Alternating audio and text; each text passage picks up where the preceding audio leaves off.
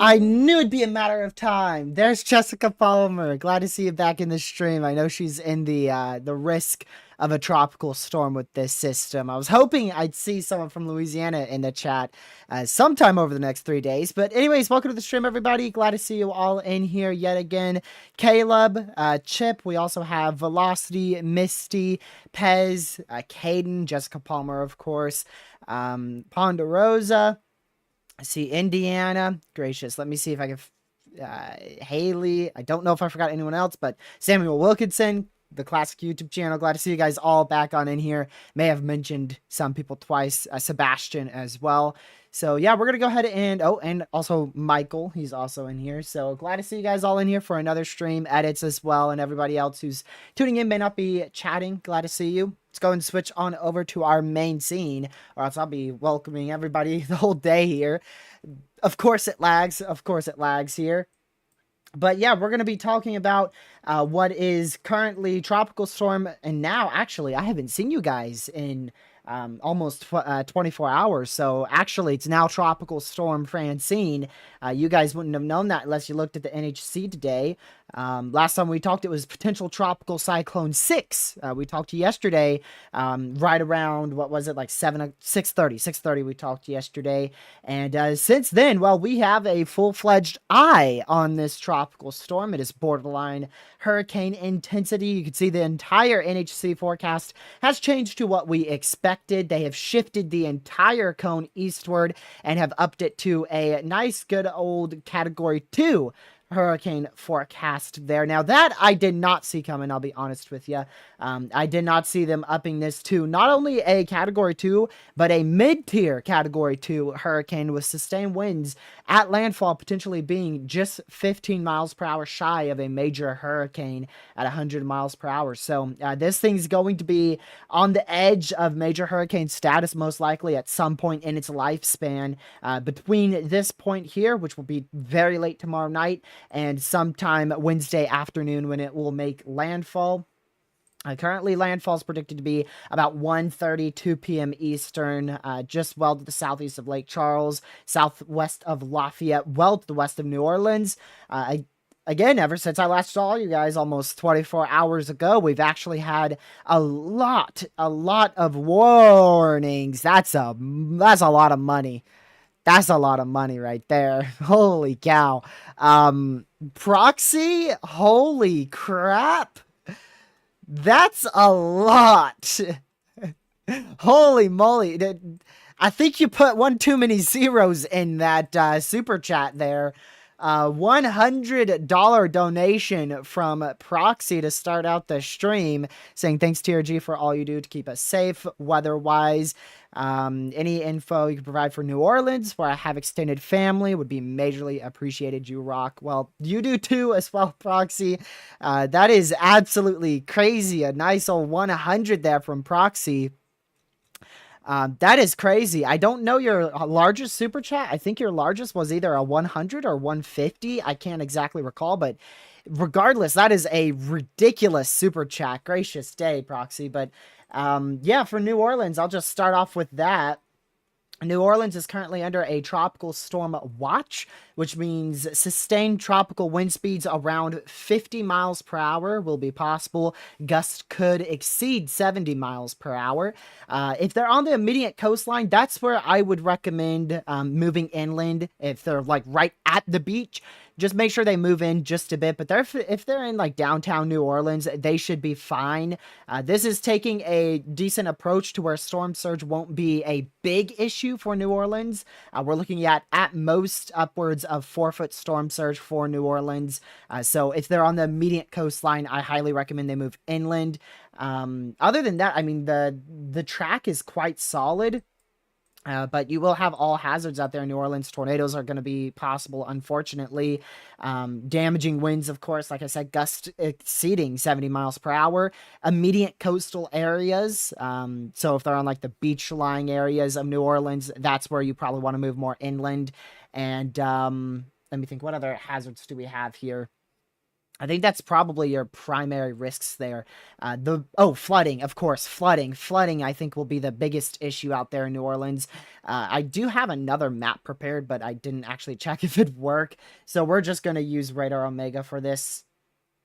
I do want to see the rainfall totals. I think flash flooding is going to end up being the biggest issue out for New Orleans. Yeah, so New Orleans, now this is just a map, but you could probably see between, I'd say between 5 to 7 inches of rainfall out in New Orleans. I do think this is a little bit on the higher side of things that the GFS is predicting. So I think flooding is going to be the biggest issue.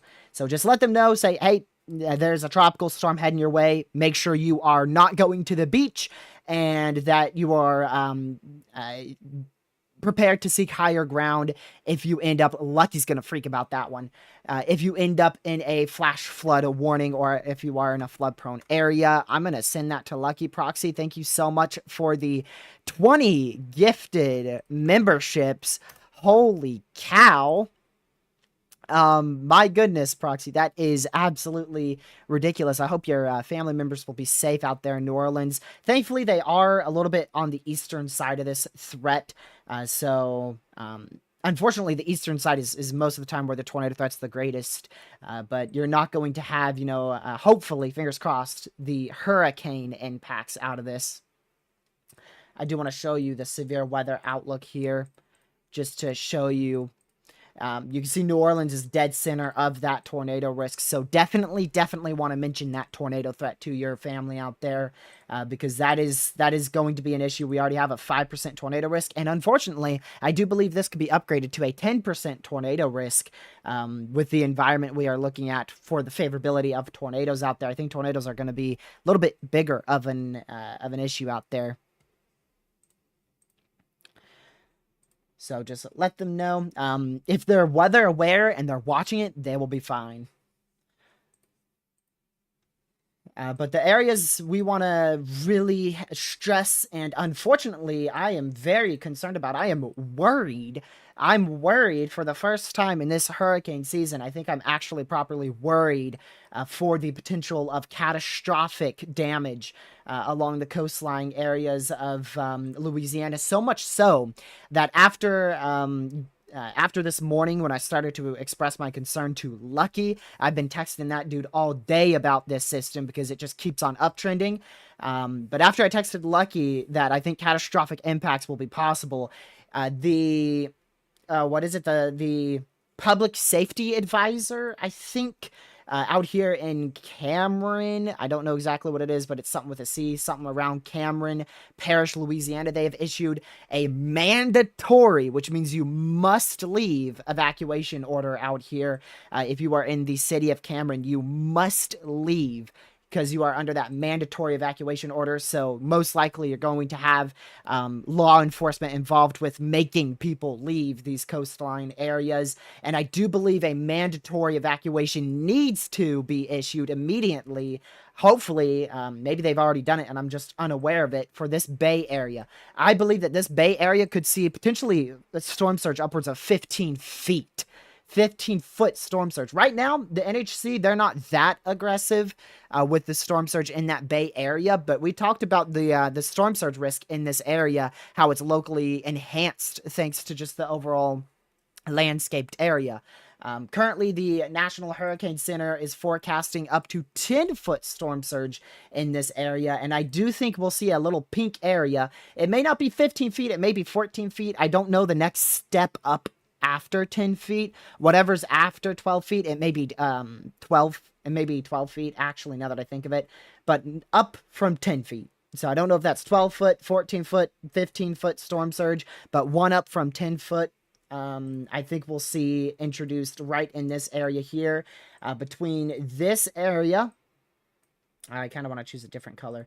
Between this area here and this area here, I think we're going to see an introduction of 12 to 15 foot storm surge being a possibility in the Vermilion Bay area. Landfall is currently expected to be generally off to the west of Vermilion Bay, which is a worst case scenario for storm surge. If this moves more east, then they probably won't increase those storm surge totals that much. But currently it is forecast to be just to the... I'm shocked they didn't do it on the new update, actually. Considering they upped that forecast to category 2. I'm pretty surprised they didn't up the storm surge a bit. But this looks like the worst case scenario because, for instance, if your hurricane makes landfall here, hurricanes, the worst area for storm surge is always to the east of the hurricane, always to the east southeast side of the tropical storm or hurricane, and that would put all of your winds coming from the south southwest directly into Vermilion Bay. And you can see this even continues. The potential for significant to potentially catastrophic storm surge continues all the way to the mouth of the Mississippi River. So this isn't just like a small Vermilion Bay seeing significant storm surge. We could have significant storm surge all the way from the high islands out here near Galveston Bay all the way to the Mississippi-Alabama border. We are looking at anywhere from 1 to 4 foot storm surge. Then in between the Galveston Bay Cameron, you're looking at upwards of 5 foot storm surge between the mouth of the Mississippi River and Port. I don't know how to pronounce that. You're looking at 7 foot storm surge. And then, like I said, I think this area here, you're going to see 5 to 10 feet. This area here, you're going to see 5 to 10 feet. And directly in the middle, 10 to... whether that be 10 to 12, 10 to 15 feet, that's where I'm most concerned about. This is the area that I am very, very, very concerned about. Storm surge looks to be by far the biggest issue with this tropical system. Hopefully I don't know if there's any like big communities out here. I really can't tell with all the watches and warnings in place. Now, we did have 2 tornadoes today, by the way. We had an unwarned tornado in Niagara Falls, and we had a warned tornado touchdown east of Adams, New York. That's why I had this software up. But I want to see the immediate coastal areas here. Yeah, so it doesn't look like there's too much population here, and I hope that's the case. But I really do hope that we see mandatory evacuation orders here. Not because I want death and destruction, but because I honestly am very confident that we are going to see a really, really bad scenario with significant to catastrophic, most likely catastrophic impacts to this Bay Area. That's where I'm really, really, really worried. So... I hope I'm dead wrong, but I'm just extremely concerned for that area because it's very prone to flooding. And I don't know for a fact, but one of my friends They could very well easily be wrong. One of them said that out here in like the islands and the isles rather the isles and the inland bays of Louisiana, you guys are below sea level, which would of course increase the threat for storm surge. I don't know how true that is. I don't live out here in Louisiana, but it wouldn't surprise me by any means. Johnson City, Tennessee, you will be fine. Thoughts on severe weather from Florida for the outer bands? Definitely a possibility. That's a good question there. Lucky just texted me. See what he says. Lucky said, "Thank you, Proxy. You are so nice." I don't know if you're still in here, Proxy, but that's what Lucky said for you gifting him a membership. But let me go ahead and turn on your severe weather outlook here for day 3. So yeah, you do have out here in Crestview, there's a marginal risk, and I do think that will be a little bit more to the east as well as we go towards Thursday. I think we'll see a marginal risk introduced for this. Gracious, I mean, it's probably going to be a big marginal risk in this whole area or so, and we'll probably see a slight risk introduced somewhere else in this general vicinity. So I do think a tornado or two is going to be possible in the panhandle of Florida Wednesday into most of Thursday, but it shouldn't be a big concern. Shouldn't be a big concern. I zoom out. Well, here you go. Here's your nationwide view. How far you want me to go? I could go all the way to freaking Antarctica if you want. But yeah, this is your more zoomed out view. We have tropical storm watches all the way from the far southeastern point of Texas all the way to southeast of Houston. I did see a question. Someone asked it, will this move into Houston or turn west towards Houston? I've seen questions like that a lot, not only here on this channel, but other channels as well. It shouldn't turn. There is a very, very, very low chance that this will turn west. There is a much higher likelihood that it will turn east. The furthest west landfall we're looking at is it could make landfall as far west as dead south of Lake Charles, Louisiana. There's a trough that's going to swing in, as well as a westerly dry air slot. A lot of dry air from the west moving eastward, and that should help push the system east. So you're looking at landfall most likely in this area, but landfall could push as far eastward as, I forgot the area I mentioned before, Golden Meadow. So I do think landfall could be anywhere between like Golden Meadow all the way to dead south of Lake Charles. Most likely scenario is like right here. If you're wondering what all these flashy colors are, well, there's a lot of different things here. We have a tropical storm watch in effect just to the southeast of Houston. Under that, we have coastal flood warnings in effect. We have storm surge watches in effect for the far southern portions of Mississippi, including Gulfport. We have hurricane warnings, as well as storm surge warnings and tropical storm warnings, all in effect in these areas here. Spreads throughout all those colors. Very, very useful product that the NHC is now using is their experimental inland warnings. So this really, really helps because now you can see that pink area is where hurricane watches are in place, and you can see the dashed blue. That means tropical storm impacts are expected with hurricane impacts possible. This also really helps to see the inland tropical storm warnings into Louisiana and the tropical storm watches into Mississippi. And then, of course, at the far coastal areas, you can see those hurricane warnings are in place. Now, I do want to go ahead and disable some of these watches and warnings because I want to show you guys those very important storm surge warnings. Just the storm surge warnings. These are the areas where you are going to be in the most trouble, unfortunately. These are the areas that could have evacuations issued, whether those be mandatory or I forgot what you call it, mandatory or voluntary. We will probably have multiple evacuations issued in this area. We already have mandatory evacuations issued in this parish here. I hope we'll have mandatory evacuations in this area because, like I said, I'm really concerned for the storm surge there, especially in the Bay Area. But like I said, for all I know, they may have already issued those and I've missed it. And then those storm surge warnings go all the way to Port Sulphur in Louisiana. Now to go to hurricane warnings. There's your hurricane warnings that are in place. That's where hurricane impacts are expected. Not possible, not likely. They are expected. We are expecting hurricane force wind gust and hurricane sustained wind speeds as well, right in this red area. So that extends all the way from just to the southwest of Lake Charles, all the way through this this bay area here, almost into Morgan City. Half of Morgan City is inside that hurricane warning.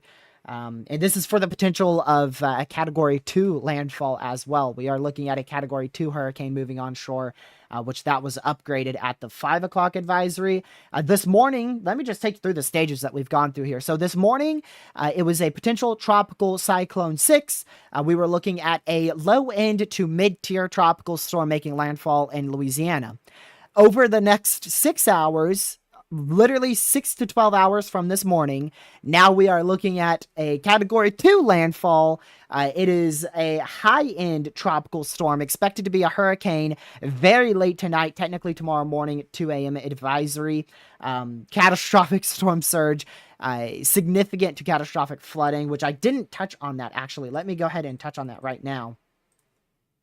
I did not show you guys the outlook for that. I am going to disable those warnings again because I want you guys to see that. So just like we mentioned in yesterday's live stream, if you tuned into yesterday's stream, I said we are going to see a moderate risk introduced because the closer we get, the more confidence we have, and the more confidence we have on exactly where those highest rainfall totals will be.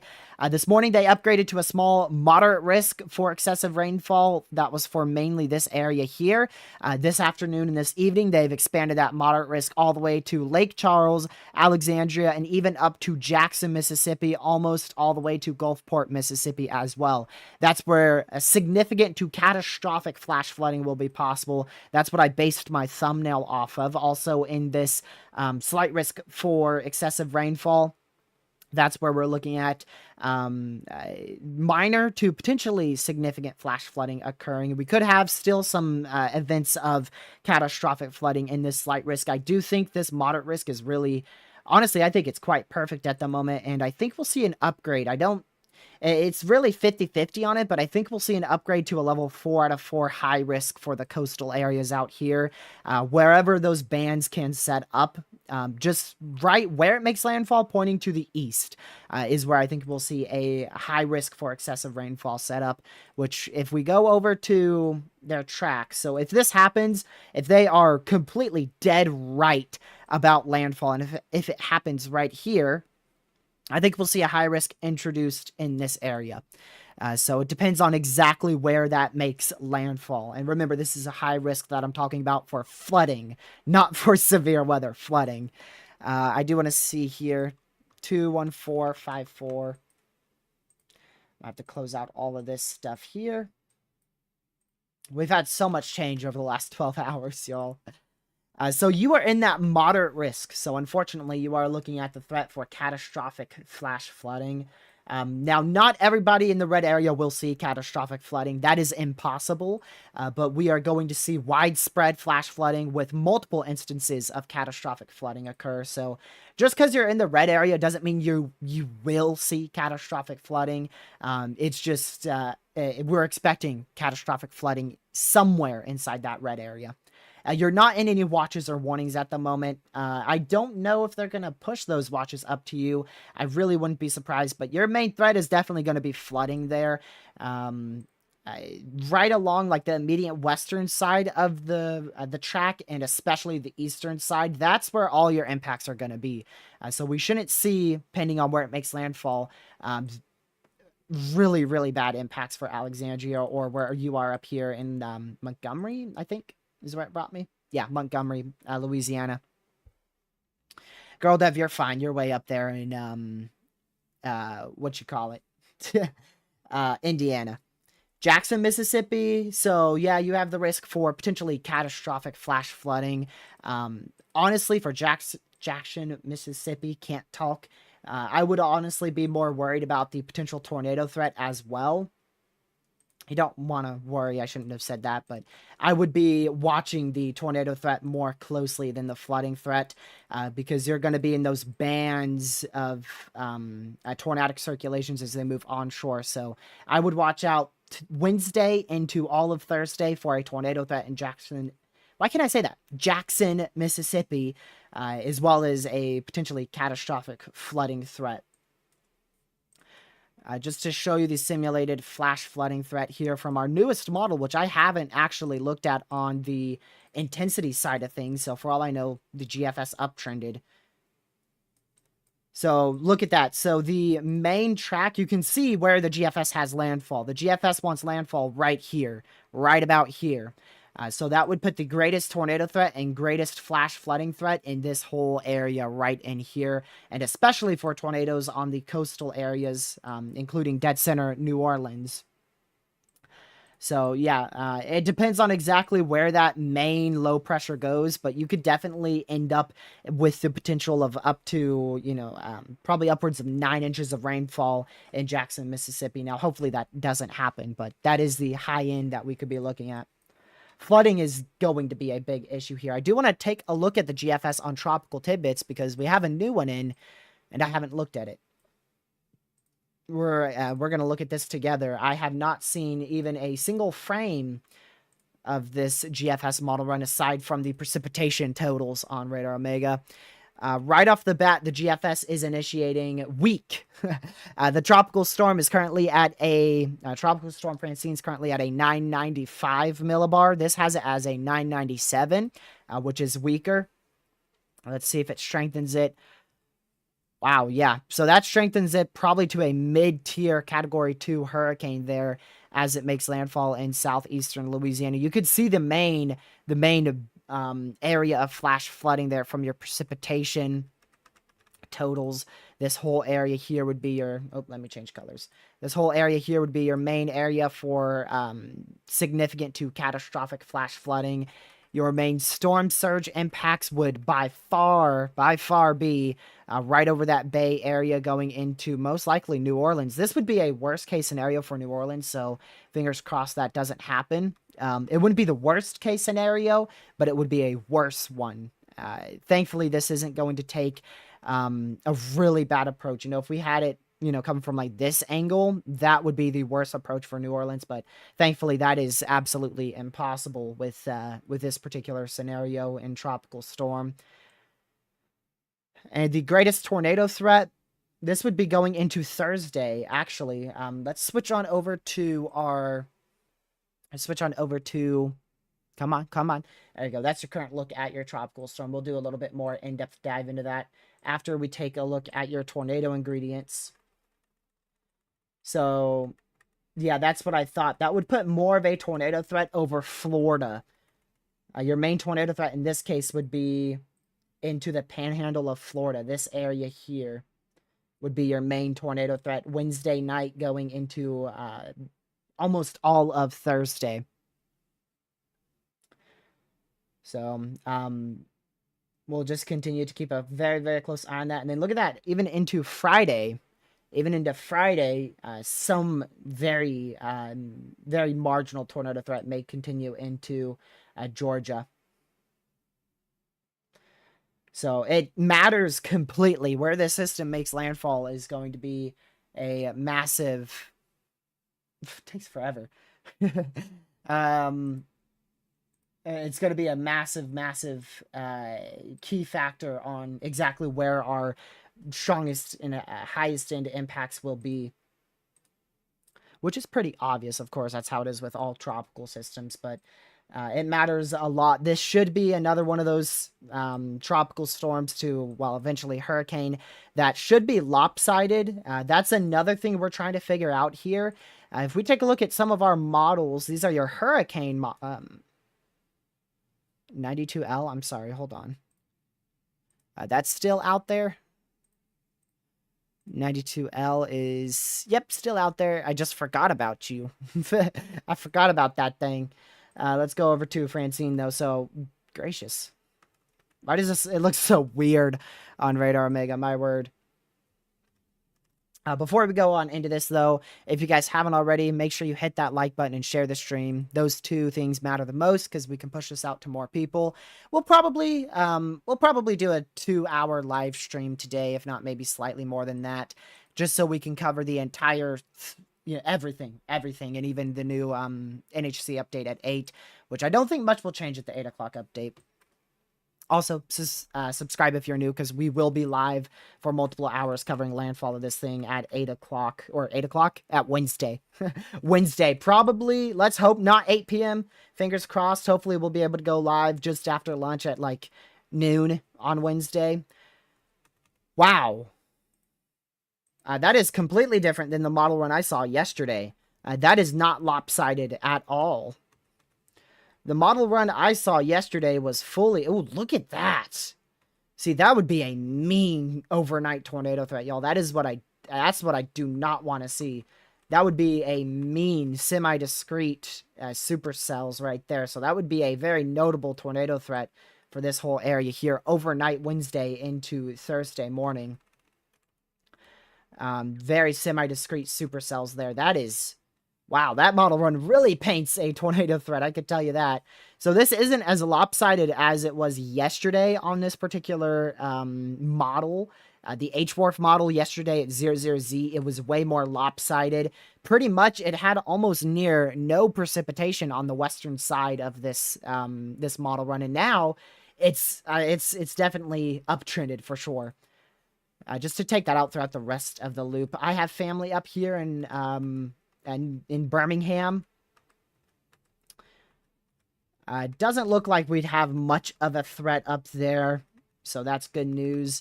But we'll probably end up with a tornado threat, maybe even into Tennessee. I would be watching central and western Tennessee for a tornado threat as well. I just think it's going to be very minimal. I'm most worried about, generally, I'll give you a big circle. Somewhere in here is going to have a notable tornado threat to the point where I think the SPC will upgrade to a 10%, and we may be looking at a tornado outbreak possibility with this.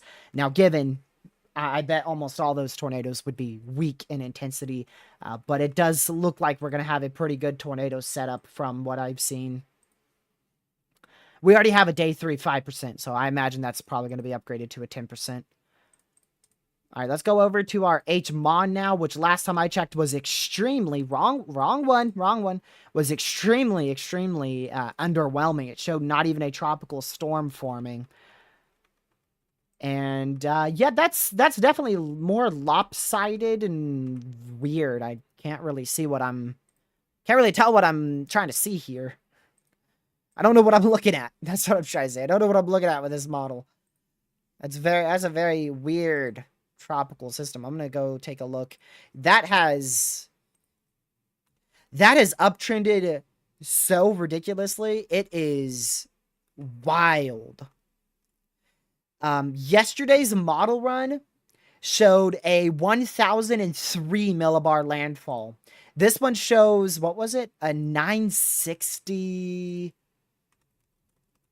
962. That is a very close to, if not a major hurricane landfall on this particular model run. Yeah, it has, sustained wind speeds around 105 miles per hour, which if that happened would be a high-end category 2. But that is a massive uptrend from this model, and I mean massive. That's a whole 40 millibars stronger. You can still see those supercells. Look at them. They go right through Baton Rouge, right through New Orleans, and we can't see the rest of it over here, but you can tell they do dissipate into the overnight hours, which is good. Another thing to note, if we do have a daytime landfalling hurricane, that in by itself would increase the tornado threat. From my memory of all of our landfalling tropical systems, most of them, if not all of them this year, have been in the early morning hours, if not in the dead overnight hours, which allows for a lower but still present tornado threat. So that would worry me, if we actually had like a 1 p.m., 2 p.m. Eastern landfall, that in by itself would probably increase the tornado threat by quite a bit, just simply because of the amount of instability that will be available. Beryl wasn't, and that's I spelled, that's pretty funny that you spelled it like that, Caden. But no, Beryl was very early morning. I remember that. I think that was at what? Was that like, I think it was like 6 a.m. And then Debbie was like 3:50 a.m. This also doesn't go like, I wish we had more data on the northeast quadrant here of this. We might if we go to tropical tidbits, actually. I didn't think of that. No, we don't. Well, we do somewhat. No, not really. Look at that. That brings a tornadic band right through Memphis, right here. See that? Your tornadic band strengthens in the morning hours of Thursday, which is the 12th of September, I believe. Brings it right through Memphis into the evening, and then in the overnight hours, the whole thing just, just gone. It goes from a tornado threat with flash flooding threat at 2 p.m. on Thursday to literally not even but a couple specks of rainfall here at the night hours of Thursday. Yes, the tornado potential was in the afternoon, yeah. Which is what we'll have to look for Thursday, too. I thought that's what you meant, but I was talking about landfall, so. Okay. This is the NAM 3K. We are looking at this for fun, okay? We just want to see how stupid it is. The NAM 3K is atrociously trash at everything, especially tropical systems. So do not take what I show here for any what of a possibility. This is probably going to be atrocious. Let's see how bad this is. I don't even know if I want to look at this. This is the 18Z NAM 3K. In my opinion, this is the most inaccurate model run you could ever use. It is worse than the GFS for anything. Okay, let's see. Oh, well, right off the bat, we are already dealing with, what's that? That is a category, high-end category 4 hurricane. What the heck? Category 4 hurricane tomorrow night. Oh, and now we're at category 5. Look at that. I have tropical tidbits on the side, which is why I'm able to say that. Category 5 hurricane on approach to Louisiana, and then weakens to category 4 and makes landfall in Louisiana. Don't take that seriously. Gracious day, that is just so absurd. Don't listen to it, y'all. I just wanted to look at it for fun. I knew it was going to be bad. I knew it was going to be bad. I knew it. It's always bad here on the NAM model. Gracious. Oh, look at that. It's breaking it. It's breaking the simulated wind speeds. Oh my goodness. I knew it was going to be bad. GFS version 2. We're going to call it GFS version 2. That's what we're going to do. And this is the GFS version 2. It's the GFS, but worse. Like Heisey said, it's the GFS, but if the GFS had 2 model runs and combined intensity and just flopped it into one model. There you go.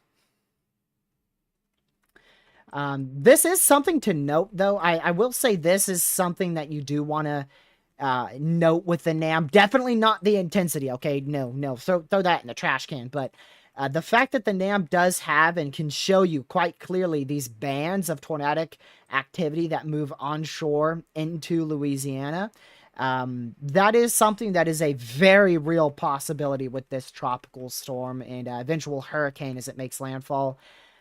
So we do want to monitor the NAM in terms of what it trends towards with these bands, but in sense of the intensity, nope. In terms of the exact track of the NAM 3K, nope. Don't want to listen to it. In terms of the ingredients on supercell composite, I'm sure that's going to be crazy. Don't want to listen to that either. Yeah, there's their supercell composite. Literally almost maxed out there. I don't listen to that either. And the significant tornado parameters, don't want to listen to this either, but those are also near maxed out. So, yeah, gracious, that is maxed out. Look at that. My goodness. It's been a very long time since I've seen pink on the NAM 3K model. I'm sure we had it with a tropical system, but I never bothered to look at this because, honestly, I don't normally look at this because it's just so dumb. But I wanted to just because it was right there. I couldn't resist the temptation to look at the NAM 3K. But definitely don't want to take it in seriously by any means. But like I said, do watch the NAM 3K. I am going to watch the trends of where it positions these bands of tornadic activity as we go through Wednesday night into Thursday, just to see how it handles that. The intensity and the track, I can already tell you, is going to be very wrong on the intensity. The exact track might be similar to what landfall may be, just because, well, it hits Louisiana. You can see the NHC is forecasting landfall here, right here. NAM has it here. So it's not too far off from the NHC, but still wouldn't take that seriously. I do want to go over to the normal NAM model, which isn't as bad. You still don't want to take it seriously, but the normal NAM is not nearly as bad as the NAM 3K, because the NAM 3K is a very, most of the time, very aggressive, convecutive allowing model. Yeah, the NAM only has this. Well, not really an only, but the NAM has us at about a mid-tier Category 2 hurricane making landfall, which is a possibility for sure. And look how it completely, at this frame here, it just gets completely shredded apart. Which is really, really interesting. That's probably because of the wind shear that we're talking about here. We are looking at the potential for wind shear to interfere with this. There's your winds. Gracious. Maxes out at 60 knots. I don't think this can go out more than, well, technically 59.9 knots, but it does max out there. Sustained wind speeds 52 knots there. So you are looking at probably a low to mid tier Category 2 landfall with this particular model, which I do think is very much a possibility. HRRR has been horrific with intensity as well. That is another convecutive allowing model, a CAM. Is what we call them, CAMs. This is also, the HRRR has also very much been terrible with the intensity as well. For every tropical storm. I don't know if the HRRR has ever nailed it. I wish I could, you know what, I might just do that later tonight if I can remember. Go back and see some of my other streams, see if I ever looked at the HRRR for the millibar pressure of like another tropical storm. I can tell you it's wrong right off the bat because it initiates this run here. Tomorrow, 3 p.m. is the first time we see a millibar reading on the HRRR. It initiates it at 1,003 millibar. We're already down to a 995, and we're just going to keep strengthening. We might have a period of very gradual weakening, just barely, like 3 to 6 hours before landfall. We might have some gradual weakening start, but the HRRR is already very, very poor on the intensity of this system just right now. So if the model run starts at the wrong intensity and the wrong specifics, then it's going to be wrong. She is expected to become a mid-tier Category 2 hurricane now. Last time when we did our live stream just over 24 hours ago from now, we were looking at a mid-tier tropical storm landfall to a low-wind Category 1 landfall being possible. We are now looking at a mid-tier Category 2 hurricane landfall, and we may even be pushing, I think we're going to be on the verge of a major hurricane by the time we go into landfall, unless that wind shear can interfere considerably, which at this point in time, I don't think the wind shear is going to be that big of a factor. I don't believe it will be that big of a factor. I do want to go ahead and pull y'all over to this scene here, so that way we can finally get a look at, come on, at what is now our current look at. Okay, those match. Current look at Tropical Storm Francine. I wanted to make sure the time matched because our satellites have been garbage today again. And there's definitely a very clear sign of dry air infiltration in the southeastern quadrant of the tropical storm going into the northern and eventually the western side of the tropical storm.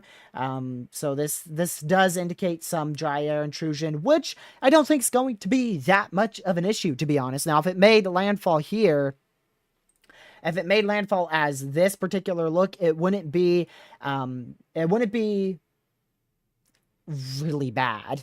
It wouldn't bring the impacts we're expecting. You know, this would be a better case scenario because it would have all that dry air intrusion in it, and it would be relatively on the weaker side of tropical systems.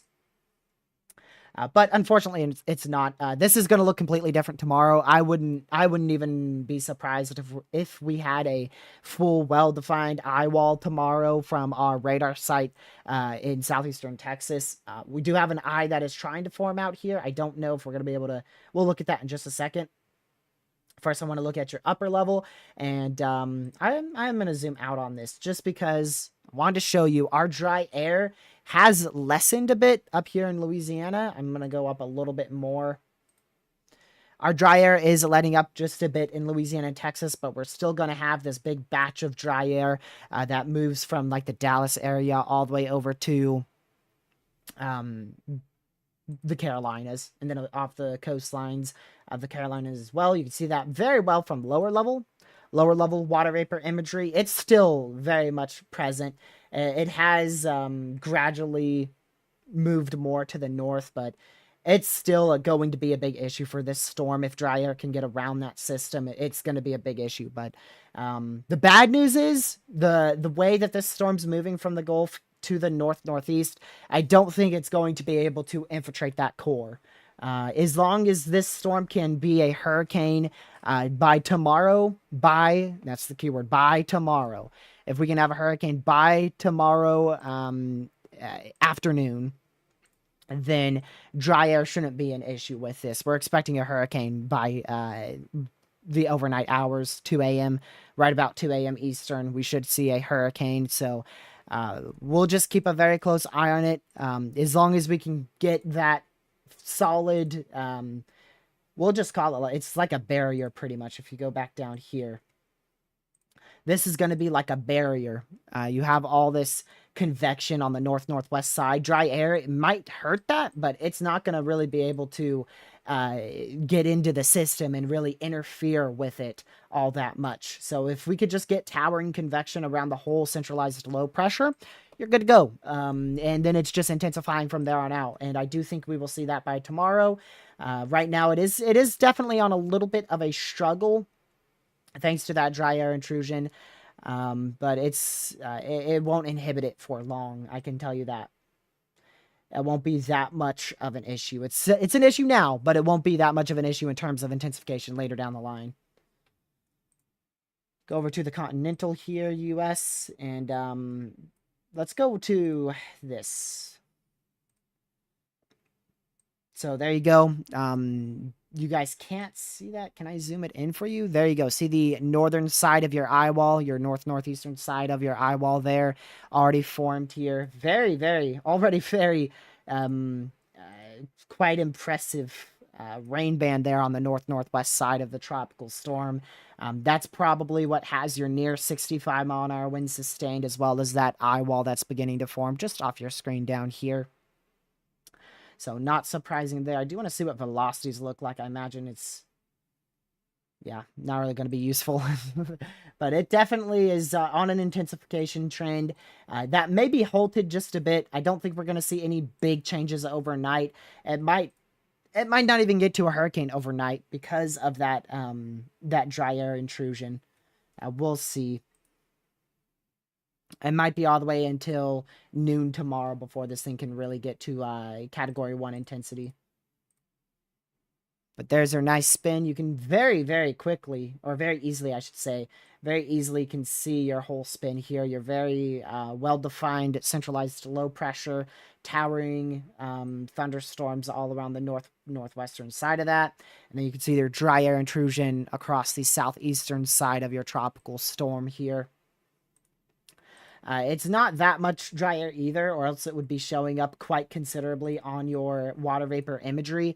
But there's blue. It's not green, so there's not a lot of convection there. So it's not like a ridiculous amount of dry air that's going to inhibit this for long. Once it can get this convection to continue to spiral around, it's going to cut off that dry air. And then from there on out, which will most likely be early tomorrow, if not in the early afternoon hours of tomorrow. From there on out, it's going to be just intensifying, if not rapidly intensifying. Matter of fact, let's see. This is the 5 p.m. update. So actually, it's if it follows the track that the NHC has it would be borderline rapid intensification over the next 24 hours starting now. It would be borderline rapid intensification going from a hurricane or a tropical storm with sustained winds of 65 miles per hour to probably a near category 2 hurricane with wind sustained at 90, if not category 2 with sustained winds of 90. So it would be borderline rapid intensification if it follows the NHC's intensity that they've predicted at the moment. Let's see. What else can we look at here? Is your sandwich satellite. Bring that out more. It definitely has a look to it. That is for sure. It has a rapid intensification look to it. If it just had that dry air sealed off, it would be rapidly intensifying like now, which it may still be. We won't know until the 8 p.m. advisory tomorrow on exactly how strong it will be, but it's definitely on an intensification trend, I could tell you that.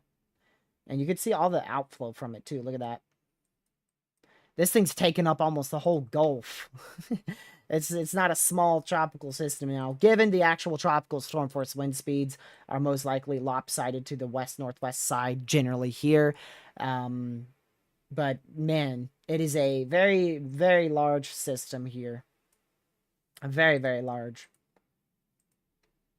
I bet once this makes landfall over Louisiana, I bet we're going to be getting some of its cloud cover here in the Carolinas. Is that smoke? I just realized that. I think that's smoke over my my neck of the woods out here in Virginia, North Carolina. Go to our localized sector out here. Yeah, that's definitely smoke. What the heck is that? A fire? That looks like smoke there too, right at my cursor. I guess there's probably some pretty bad quality air out there. So, yeah, let's go ahead and I'm going to quickly go ahead and close this. I got to get something. All right, we're good. We are good. Turn that back on. And I'm going to pull y'all over to this screen. So if you guys haven't already, we're going to go ahead and dive on into our models. But before we do that, make sure you guys hit that like button and share the stream. If you're new to the channel, subscribe. We're going to be doing a briefing tomorrow as well. They have a marginal risk for tornadoes, so it probably won't be coverage, but I imagine we'll be doing a briefing tomorrow. And then we'll have live coverage for most of the afternoon on Wednesday. But let's go ahead and pull up our models. I know we went through some models, but I want to go through your models and as well as some ensembles on Tropical Tidbits and Weather Nerds. This is Tropical Tidbits right here. We're going to start out with your fantastic GFS model run. So currently, it's down on this particular frame to a 998, which that's 2 a.m. tonight. So it's already stronger than what the GFS is initiating as. And you can see quite gradual intensification until it becomes pretty rapid. Tomorrow night, or actually tomorrow afternoon about 10 p.m., you can see it goes from a 994. And then if we go to 10 p.m. the next day, it makes landfall.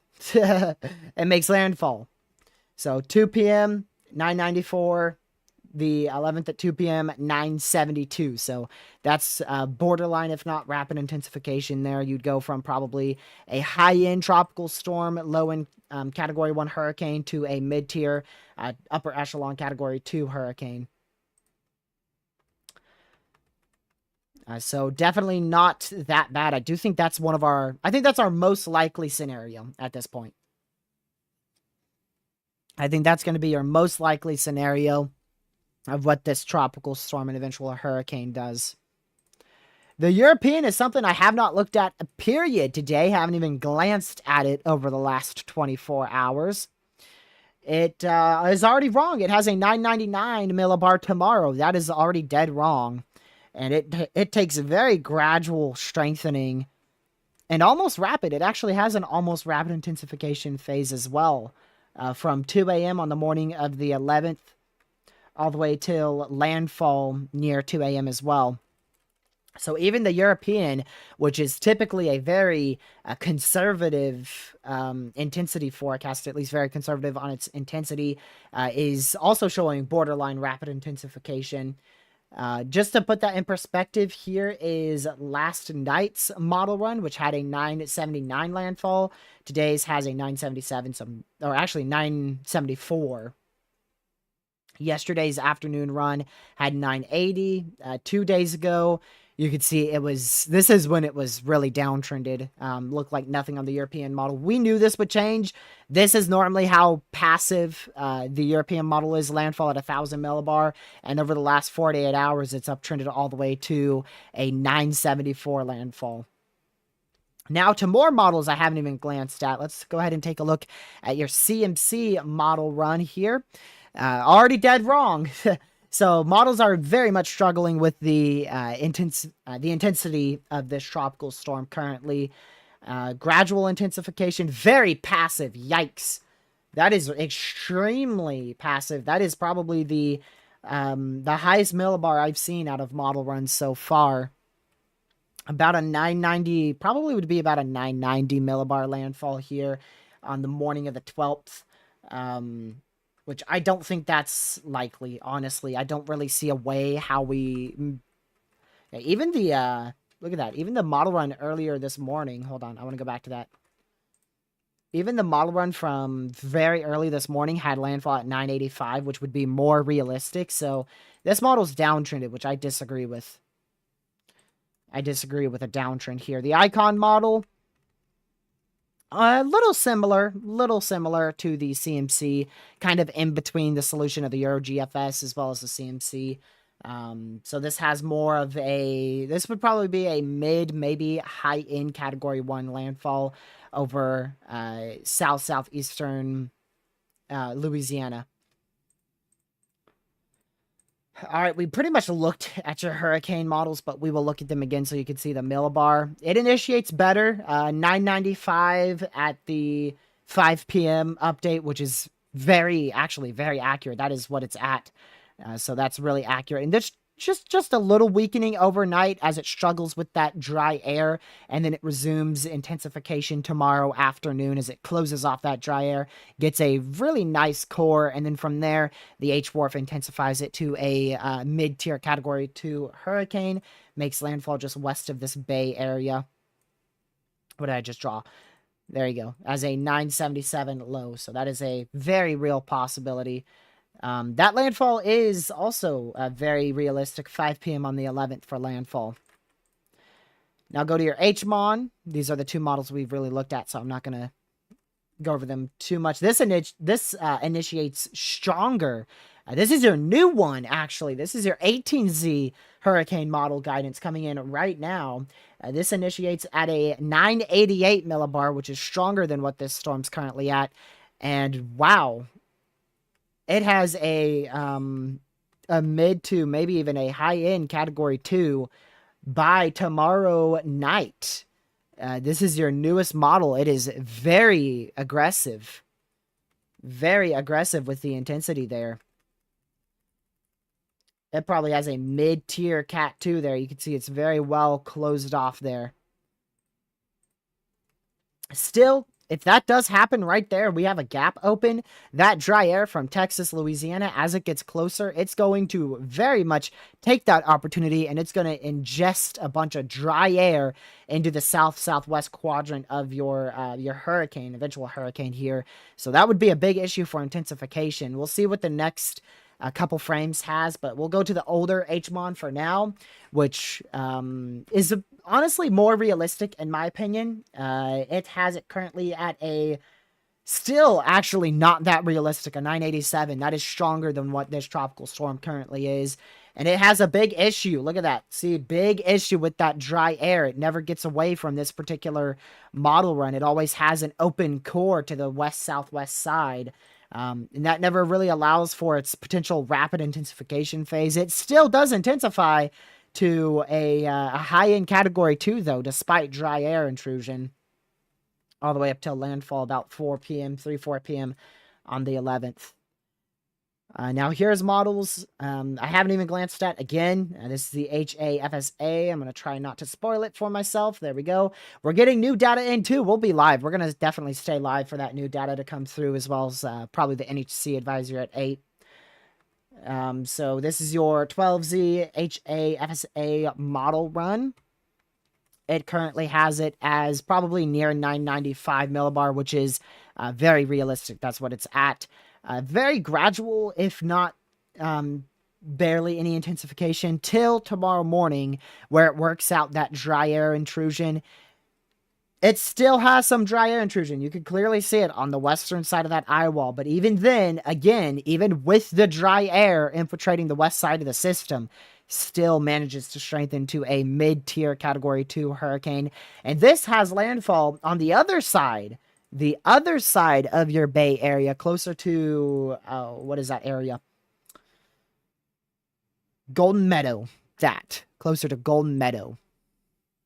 So very interesting there as well. This is your HAFSB. It's also getting a new model run in. This one's already rendered in quite a bit. Wow. I don't know why that's wrong. It initiates at 985. So we're actually just going to say this is your initiation point, 994. Still gradual intensification. It definitely is uptrended there. If you look at your 12Z, actually, I take that back. It's still a little bit on the same. Yeah, there's your finished 18Z, a 963 millibar. That's a mid to high end Cat 2. And that's exactly what the 12Z had too. So really the same. I thought it uptrended quite a bit. But nope. So really same page on your 18Z and 12Z there. All right, we're going to go back to the H-Wharf. See how many frames of, or not the H-Wharf, is it the H-Mon? Yeah, the H-Mon. 964. 964. I'm very curious to see if that dry air can get worked out. So that's something that are all, it seems like all of our models have in common. We'll just take a quick peek at like your GFS real quick. Yeah, the GFS isn't going to show the dry air as much because it's not as high resolution. But it seems like all your models are struggling with figuring out if that dry air actually can continue to infiltrate this west-southwest side of your now tropical storm Francine, soon to be Hurricane Francine. So if that overperforms, if we do see a fully closed low, what I mean by that is not an actual, low pressure forming. We already have that, but a closed low in the sense of convection completely around the low pressure and closing in that low pressure to where it can rapidly intensify. If we see that, then it is going to make a really good run for rapid intensification and most likely rapidly intensify. It is, it's either going to borderline rapidly intensify or it will rapidly intensify. Ooh, one or the other. That is one of the first models I've seen into the 950s. This might be a Category 3 landfall plus here on your HMON 18Z model run. Thanks for the update. I'm in Lafayette, Louisiana. Well, glad to have you here from Lafayette. Thankfully, you're more inland, but still a lot of hazards, damaging winds, potentially gust upwards of 75 or so.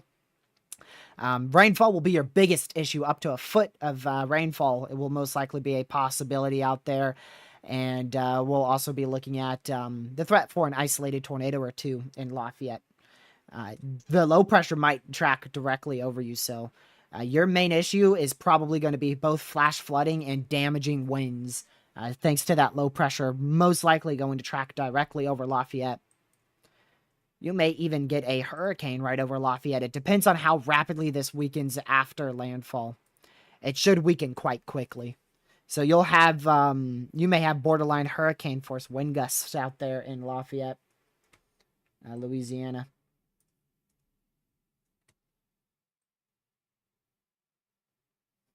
Definitely very healthy on the northeast quadrant of current tropical storm Francine out here. Looking at the current infrared satellite imagery, I like this one better. Not this one. This one. Yeah, that one.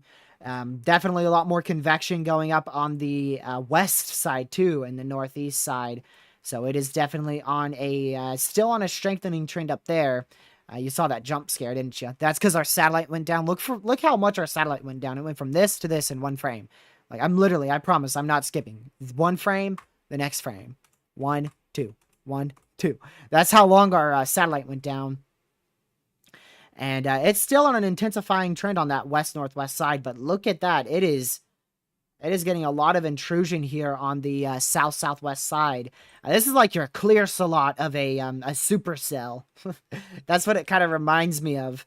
This is like your clear slot of a supercell because like one side of the supercell is really nice and organized, and then you have that clear slot where you have inflow. In this case, for a hurricane, it's not really inflow. It's more of destroying dry air. It's more of dry air just destroying the system.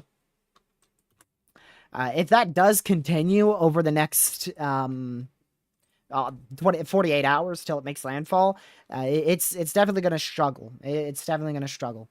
Regardless of that dry air, though, I do think we're looking at minimum a high-end Category 1 hurricane landfall.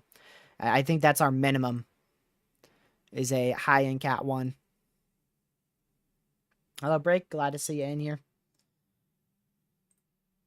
So we'll definitely need to keep a very close eye on it. It's gonna be, your models are gonna be all over the place here, and you could still use them. They're still gonna be useful, but at this point, it's almost more of a nowcast just because of how poorly some of these models are initiating this tropical storm. So I think we're gonna have to pay very close attention to what the storm is doing currently as opposed to the models. You know, most of the time with these tropical systems, you're looking a lot more at the models than you are with the current conditions. But I think this might be one of those cases where most of the models are going to take the intensity and underdo it, and most of the models are going to take the dry air infiltration and overdo it. So I think we're going to have to pay a lot more closer attention to what the storm is currently doing as opposed to what it's going to do. All right, let's see your new few frames here on H1, if we've gotten any new frames. I don't know if we have. Nope. We're still at 42 frames out here on the morning of the 11th. There's your Louisiana, Texas coastline right in here. There's Louisiana, and there's Texas. Landfall on this model, I'm guessing is probably going to be here. That's where I'm guessing landfall will be. It's going to move up northeast like this. It might be a little bit more east, though. It could be anywhere between here and here, probably. I don't see this going into the bay or towards Lake Charles.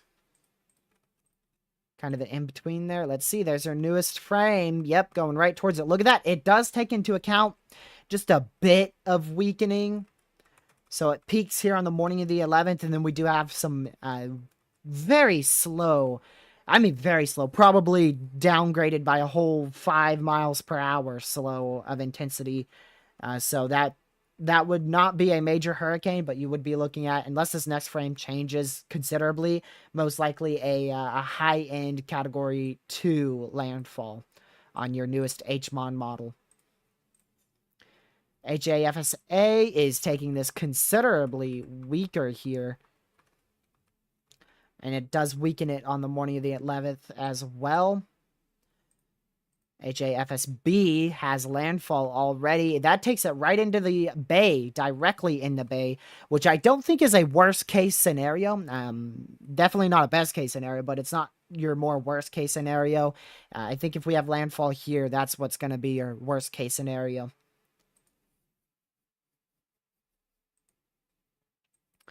So we'll monitor it. This peaks it at probably mid to high end Cat 2, and then it actually weakens it most likely to a low end Category 2 prior to landfall, either a mid or low end Cat 2. So again, I'll say it again. This is the HAFSB model run, peaks it around the realms of a high-end Category 2, and then weakens it just before landfall into a mid to low-end Cat 2.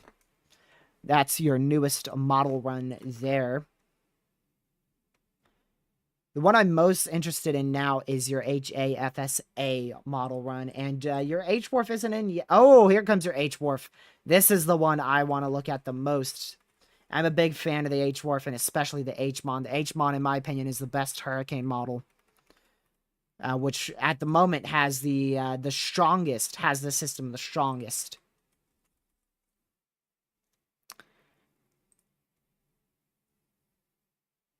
Let's see. This one TRG was about 1-2K. Miller? I don't remember a Miller. I might, but I don't want to say his name, then be wrong. We're going to try to get to 100 likes by the end of the stream. We just crossed our halfway point, so if you haven't already, make sure you hit the like button. I know at least, at minimum, 30 of you guys haven't just yet, so it'd be great if you can hit that like button. I say it a bit frequently because people just simply forget. I'm very forgetful. I am very forgetful. But glad to see everybody in here. A few new people in here as well. Glad to see the YouTube algorithm is actually pushing us out. It's kind of 50-50 on if that actually happens. It's like the YouTube algorithm picks and chooses who gets to reach people and who doesn't. But I'm really intrigued to see what the H-Wharf is going to have. Whilst the H-Wharf renders in, we're going to go look at some ensembles. I have taken a peek at this. I will admit that. I have looked at your ensembles. I'm going to look at them now, too, before I show them to you. There you go. This is your... you'll notice, too, that these are very, very aggressive. Way more aggressive than the ones we had yesterday. Here's your European ensembles, and almost, if not all of these, show at least a Category 1 Hurricane, with a couple of these approaching a high-end Category 2 to borderline Category 3 as just before landfall, and then moves into landfall as a Category 2. So definitely quite a bit more aggressive ensembles on your European ensembles today as opposed to yesterday. Looking at your GEFS, I don't know if I've looked at these yet. Nope, I haven't looked at these. I don't know what the heck this one's on. Look at this. Yup. I don't know what that's on. That is a big old outlier there. Just cross that one out completely, just like that. But most of these also, these are a little bit weaker, quite a bit weaker than your European ensembles. But most of these have a high-end Category 1, and a good chunk of them have a mid-tier Category 2 landfall as they go into Louisiana. A little bit more of a spread here. And also west too. If we compare the two, your European models, those go all the way over to this line here. And if we go to your GFS one, oh, well, they're still kind of the same. I thought your European one went more east. Never mind. They're still really the same on the track. Texas landfall can't be fully ruled out. I mean, it's a possibility, but it's just going to be a very, very rare one. It'd be pretty rare to see this go into Texas, and I say that because of the steering conditions we have. Definitely aiming towards more of a this area for landfall right in here. So if we have landfall in Texas, that's probably the one thing that would absolutely shock me with this system.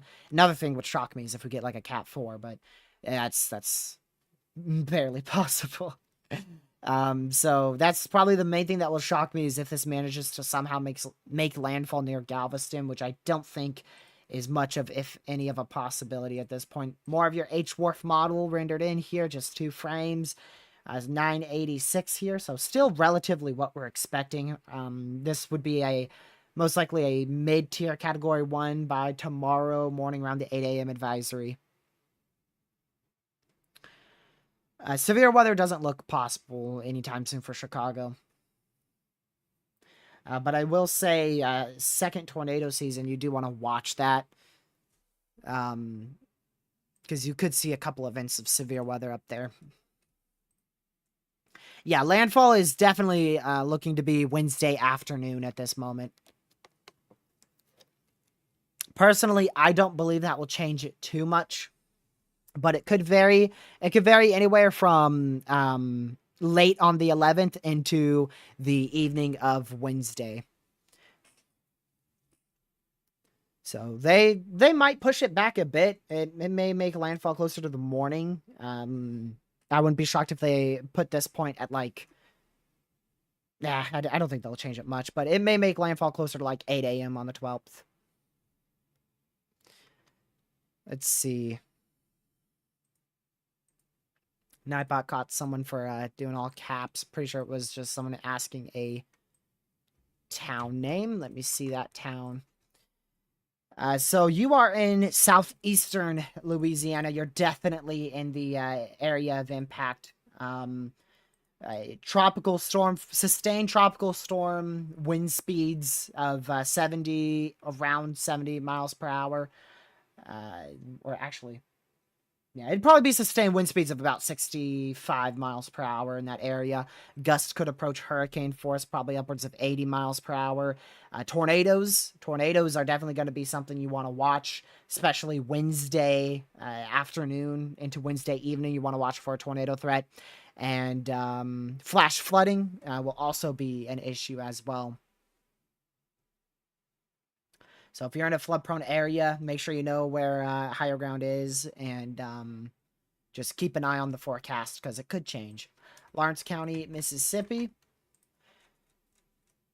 So you are more inland. However, you're still going to have a risk for tornadoes very late Wednesday, most likely into Thursday. Still risk for some gusty winds, as well as probably your biggest issue in this area will be tornadoes and flash flooding. Flash flooding and tornadoes will probably be the two biggest things you need to worry about south of Jackson, Mississippi, especially flooding. But again, that tornado threat could definitely be an issue as well. Tornado threat's a bit more uncertain, whereas the flash flooding, we're already locking in significant flooding there. Very much a very real possibility for significant flooding. I haven't looked at the official, I'll be honest, I haven't looked at the official precipitation totals in that area. WPC currently says upwards of 5 inches of rainfall will be possible. And if that falls in, if that falls in like 6 hours, that could definitely cause some flooding issues. Especially with, I'm pretty sure you guys are pretty saturated out there. I know we've had a lot of flooding events in that, in Mississippi this year. I had Mississippi, Alabama, Georgia, Florida. They've all had flash flooding events. Greatest totals for flooding currently is on the immediate coastline, right where we're anticipating landfall at the moment, which is generally right where I just put that X. WPC is currently forecasting the potential of up to, keyword is up to, 10 inches of rainfall there. See you later, Kay. Thank you for tuning in. Glad to see you in here. And have a great rest of your night. Like I said, we're going to stay live here until we get the newest update at 8 p.m. The goal is going to be to end at 8, but knowing the NHC, hopefully they'll issue that advisory early and we can end at 8. But if need be, we'll continue till 8:30 Eastern. So, yeah, let's go back to your H-Wharf here. Down to a 982 millibar on the afternoon of tomorrow. So that would be most likely a mid-tier Category 1 hurricane. So we'll continue to watch this model run render, and this is your newest H-Wharf model. I want to see how on track it is with the H-Mond model. Way weaker. The H-Mon has a Gracious. The H-Mon's really aggressive. The H-Mon's like literally mid-Cat 2 by tomorrow afternoon. So the H-Mon literally has a quite rapid intensification phase tonight, which I don't personally believe that's going to happen. Watch us wake up to a Cat 2 tomorrow. Yikes. I don't think that's going to happen. I do think we'll wake up to a Category 1, low in Cat 1 tomorrow. Baton Rouge, Louisiana is high winds, flash flooding then. Baton Rouge, yeah. Sustained wind speeds most likely right around 60 miles per hour, gusts upwards of 75, tornadoes, and yeah, significant to catastrophic flash flooding will all be possible in Baton Rouge as well. Alabama probably won't feel uh, like significant impacts. We could have some isolated significant flash flooding on the western side of Alabama, as well as a couple tornadoes possible Wednesday into Thursday. And we'll probably have some damaging wind gusts upwards of 60 in western Alabama. So I don't think it'll be significant, but it's probably going to end up being something you want to watch for sure. And we could have some, right now there's no storm surge in the forecast, but we may have some surge on the far west side of Pensacola, or far west side of the peninsula of Panhandle. Gracious day. Can't English, y'all. Far west side of the Panhandle of Florida, in just south of Mobile, you know, we could have very minor, very, very minor storm surge.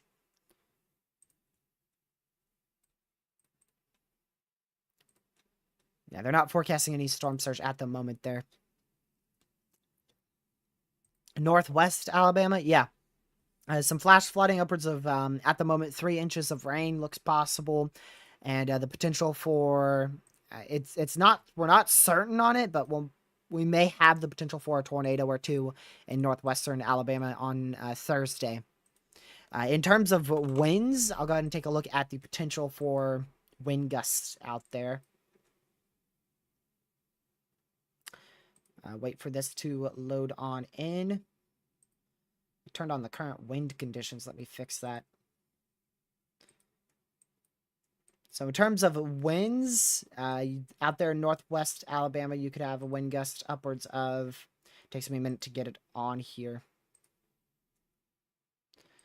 So sustained wind speeds in Florence will most likely be right around 15 miles per hour. I'm looking for the wind gust, but I don't see it currently. Let's see. How can I change that? There we go. Wind gust in northwestern Alabama could approach, yeah, upwards of 60 miles per hour. Yep. I was right with that, too. Good.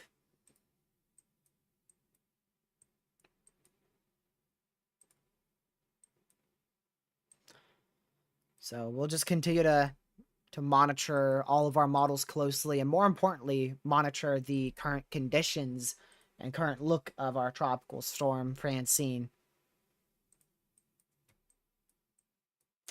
Definitely don't be scared, but I just keep an eye on your local weather forecast. You'll be perfectly fine. If there's something big in the forecast, once we approach to that, we'll talk about it. I don't plan on going anywhere anytime soon. I may take some breaks between now and November. I know I will. But we're here for a lot of events. I've only missed a handful of events in 2024. Barely any. I did miss one in Texas. I remember missing that. Welcome back, Indiana. Also, welcome to the stream, everybody. I know there's some new people tuning in. Glad to have you in here. We've wrapped up our update. Normally, we're done our tropical update in about an hour and a half. We've really gone over everything. Went over everything I wanted to. We're still going to stay live. Wait until this has landfall, the H-Wharf model. Has a it has a mid to high in category 2 hurricane tomorrow night. I don't know, what's the NHC say about that? Okay, NHC says category 2 very late tomorrow night. The H-Wharf has a category 2, most likely by 5 p.m. tomorrow.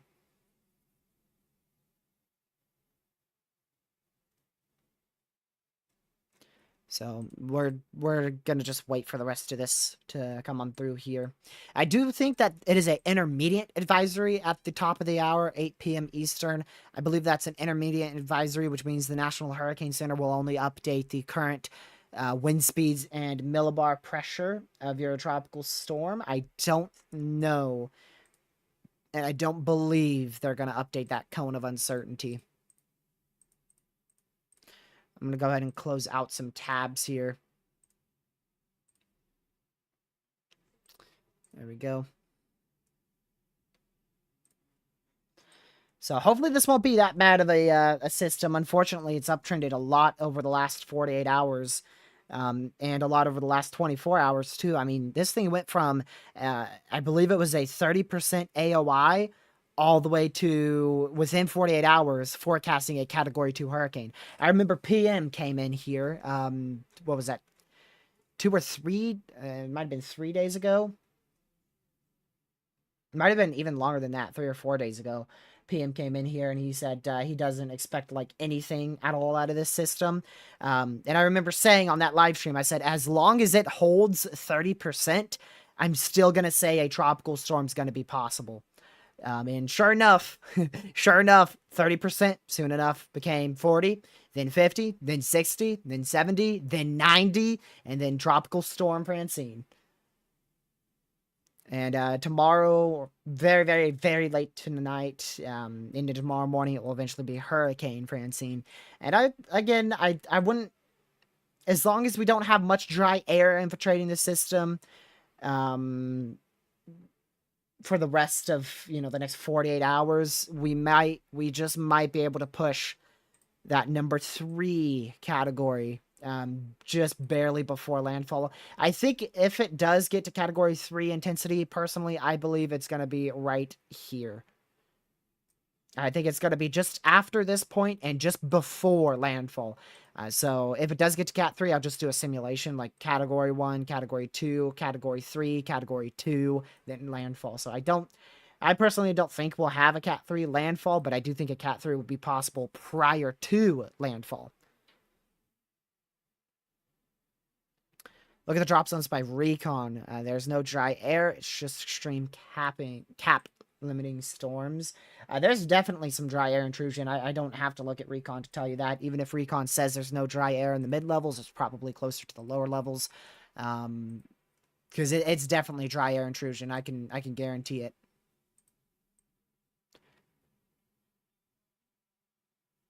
It almost looks extra tropical at this point. It looks way worse than it did this morning in terms of an intensification phase.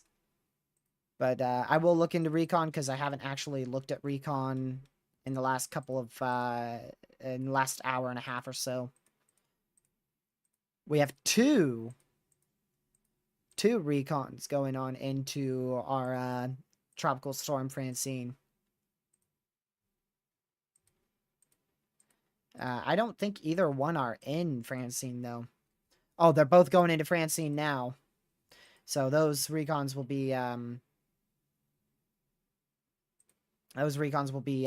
flying through the storm. We'll get new data on them soon.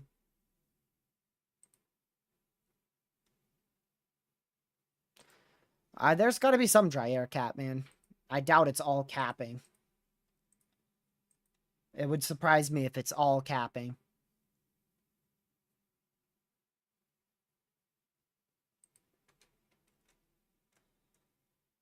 Let me see.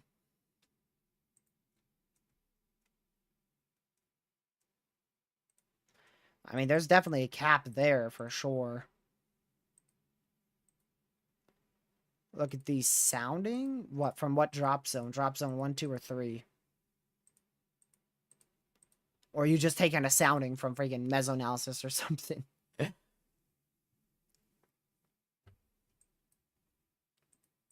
Also, it is important to note we may have tropical storm watches extended all the way up towards potentially close to Greenville and Jackson, Mississippi. The closer we get. So keep an eye inland of Mississippi. We may have those watches extended. My sounding was Twitter. Wow, yeah. All right, there you go. You can send me that, or I'll eventually find it, most likely.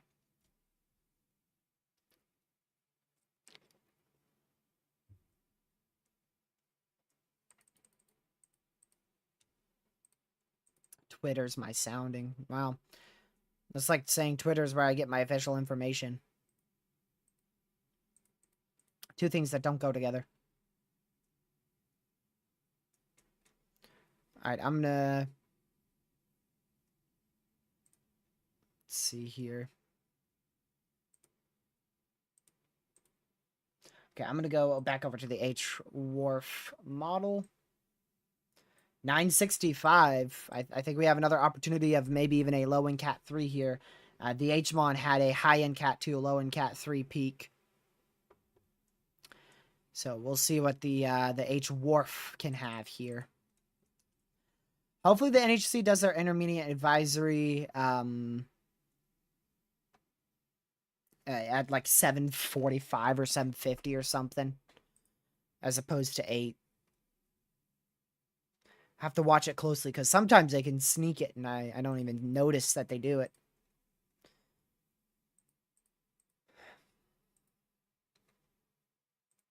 Let me go back to Recon. I mean, at the moment, from what I see on Recon, it doesn't look like a dry air issue.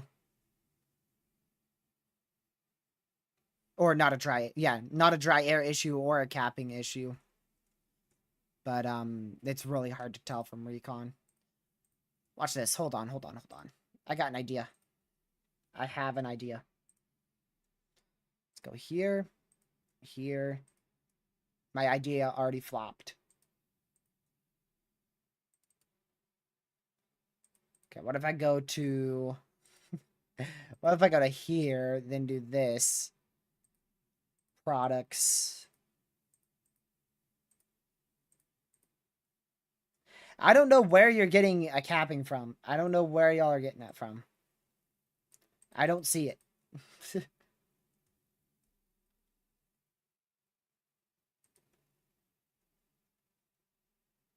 Drop zone on mission 6. So I'm guessing you're saying drop zone 3? 2310Zs when they did a drop zone on mission 6.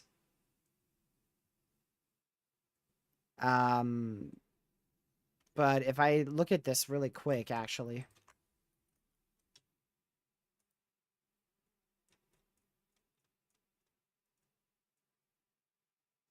Yeah, that's not even in the right area, Catman. That's in the northern quadrant of the storm. That drop zone's not even in the right area of where the, quote, capping and drop zone 1. Drop zone 1. Let's go see where that is then.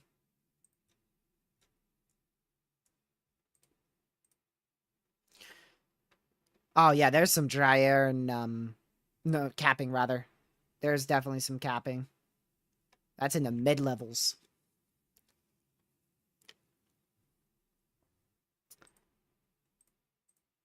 I still don't think that'd be much of an issue for a tropical storm, though. I really don't. I'm not buying it. I'm not buying it.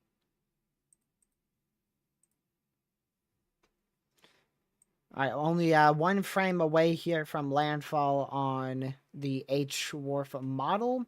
Currently is peaked it at a near high-end Category 2. 965 millibar would be a mid to upper Cat 2. So if it can drop to...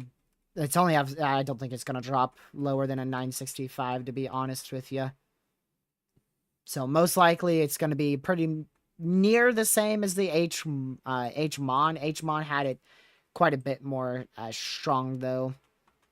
I think it got to like a 958. Yeah, 958 on H-Mon, whereas H-Wharf got it to a 965. So H-Wharf has a mid to near upper Cat 2, and then the H-Mon has a high-end Cat 2, borderline low-end Cat 3.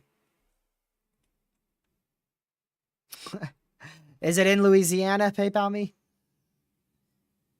Wouldn't surprise me if it's in Louisiana. That sounds like all 50 states in the US, honestly.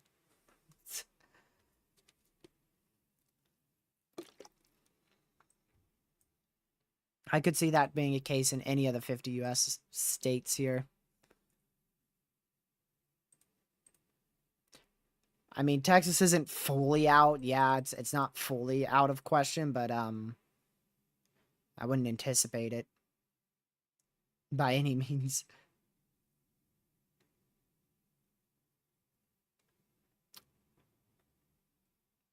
Oh, interesting.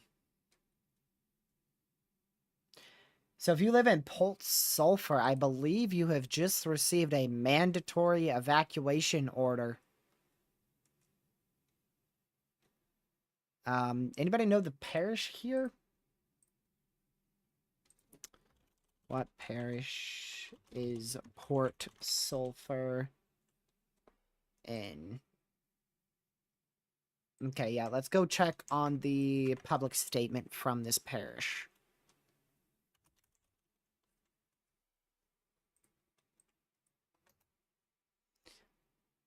Um,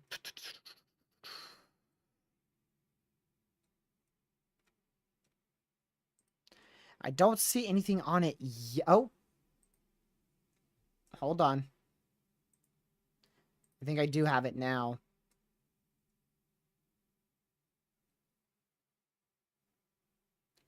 Evacuation order is in place for 7 a.m. on Tuesday. Those under the mandatory evacuation include Lake Hermitage, Happy Jack, Myrtle Grove, Tidewater Road, Venice, White Ditch to Phoenix Road, Wood Park, and Grand Bayou. Or Grand Bayou. I don't know how to pronounce that one. So, yep, they do have an evacuation order in place. Mandatory as well. I'd like to see the exact map of it. That would really, really help, but I don't think we're going to get that. So that's your, also this county too. So actually there is now 1, 2, 3, 4, 5, or 4, matter of fact. Is this one big county? Let me go to this. This would help. I think that's one county. So actually that'd be 3 counties under a mandatory evacuation now.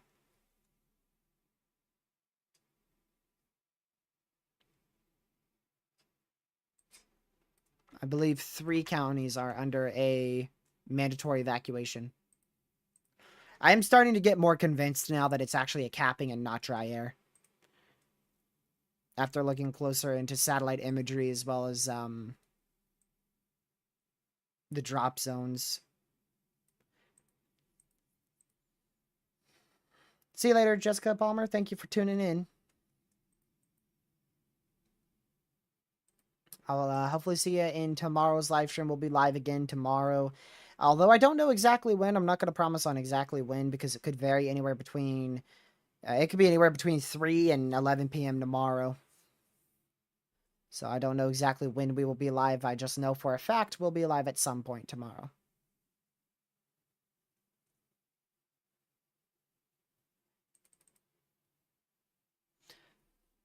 Let's see.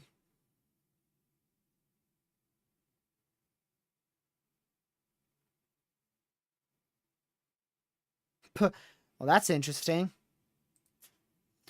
The National Weather Service in Omaha just updated a damage survey from April 26, 2024.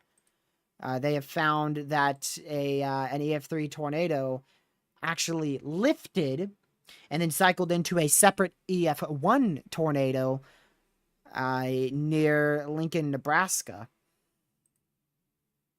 That was, I believe, near Waverly. So another late survey. They've done a couple late surveys. They actually did another one that was they upgraded one tornado from EF3 to EF4.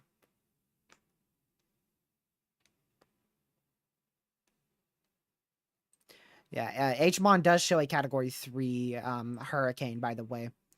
I looked at the wind speeds. I'll show you guys. Well, actually, is that 9? I can't see what millibar that is. 962? 963?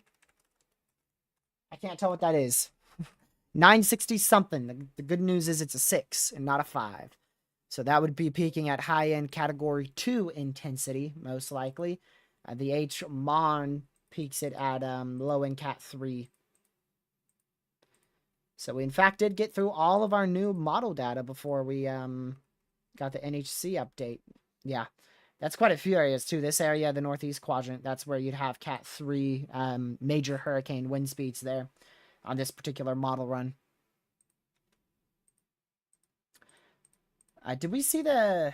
I think we saw the HAFS A and B 18Zs. There's the 18Z on the HAFSA, which actually has a low-end Cat 2 landfall. Maybe, most likely low-end Cat 2. Low to mid Cat 2. HAFSB has a... Yeah, that has most likely a mid to high-end Cat 2 landfall.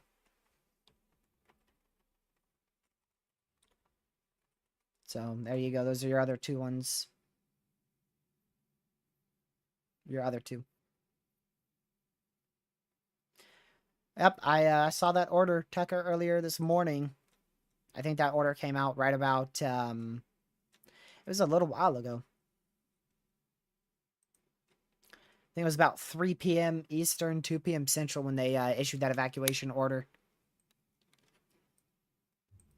Well, we've finally gone through all of our models. I don't think we have any new data to look at, so I'll just be waiting for the new SPC. So used to severe weather still, somehow. Even though we really have been out of severe weather season for a long time. So we'll just wait for the new NHC update. So hopefully they won't be late. The goal is to end at 8 p.m. The last advisory was out 30 minutes early, so fingers crossed we get one like that too. Actually, they did a special update. How did I miss that? What was that for? They did a special update, y'all.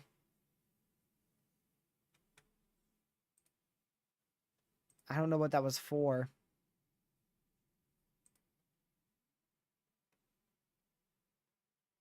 I wonder what that was for. I didn't see much change. I do not know what they updated, but they did a special update about 20 minutes before we went live.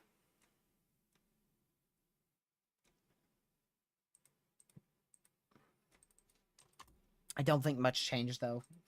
If it did, we would have seen it. But, yeah, there's all your watches and warnings currently. If you're in that dark blue, that's where your tropical storm warnings are currently in effect. That yellow and black flashing is tropical storm watches. If you don't know the difference, a tropical storm warning means that tropical storm conditions are expected within 48 hours. Tropical storm watches are tropical storm impacts will be possible within the next 48 hours, and they could get upgraded to tropical storm warning. Same goes for the tropical storm watches along the far southeast coastline of Texas. Storm surge warning is in place along the coastline of Louisiana. That's where you're most likely to be ordered to evacuate. We have had some mandatories. I think 3 counties are currently under mandatory evacuations, and we'll probably have most of that area under a voluntary evacuation with more mandatories later to come, probably tomorrow into the morning of the 11th. Storm surge watch out there in that light blue. That's where you're going to be looking for the potential of storm surge upwards of 4 feet. And those will, most likely, some of those will be upgraded to storm surge warnings as it just barely, probably just barely before landfall, those will be upgraded to warnings. And we'll probably see more tropical storm watches and warnings get extended into Mississippi and east central Louisiana later on. maybe tonight, but most likely all day tomorrow, we're going to see watches and warnings slowly expand to the northeast.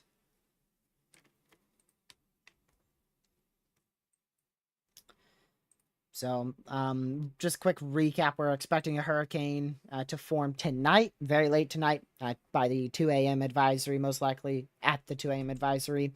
Eventually strengthen quite rapidly into a Category 2 hurricane by the morning of the 11th. So all day tomorrow is going to be full strengthening, full steam ahead. And then most likely we'll have landfall right around the realms of a mid-tier Category 2 hurricane out here, somewhere in south central Louisiana. A lot of hazards on the table: 10-foot storm surge, 10 inches of rainfall, multiple tornadoes, even the potential for a localized tornado outbreak over southeastern Louisiana and southern Mississippi into southwest Alabama, western panhandle of Florida. Wind gusts most likely will be very close to 110 miles per hour, if not greater, pending intensity. Sustained wind speeds at landfall will probably be right around 100 miles per hour. That's going to just depend on your intensity yet again. And yeah, I think that's about all your hazards, which is a lot. Storm surge said that, flooding said that, the damaging wind said that, and the tornado threat. Those are your main 4 issues with this system. Same issues that every other tropical storm brings, but these will be a little bit, especially the storm surge will be a little bit, higher than what I believe is normal for a Category 1 hurricane.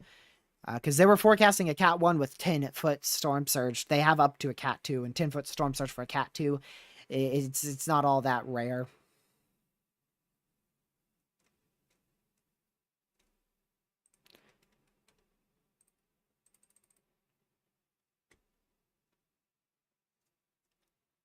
Let's see.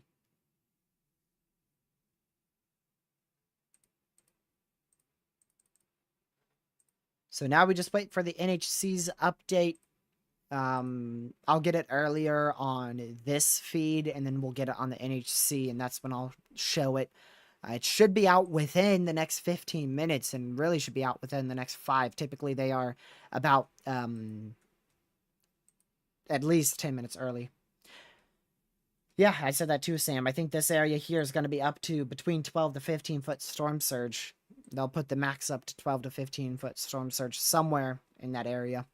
All the way from generally this region here, so all the way to this general region here. Especially that Bay Area.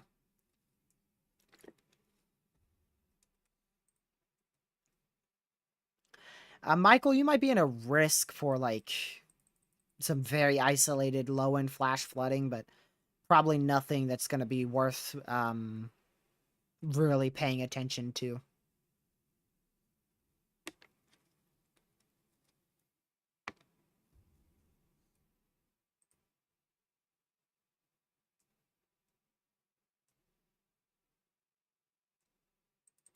So, yeah, let me just make sure we went over all the other models too. Yeah, we did go over all this. There is the nav gym, but I mean, come on, who actually uses that? I actually do know a few people who use that, but I don't think it's very accurate.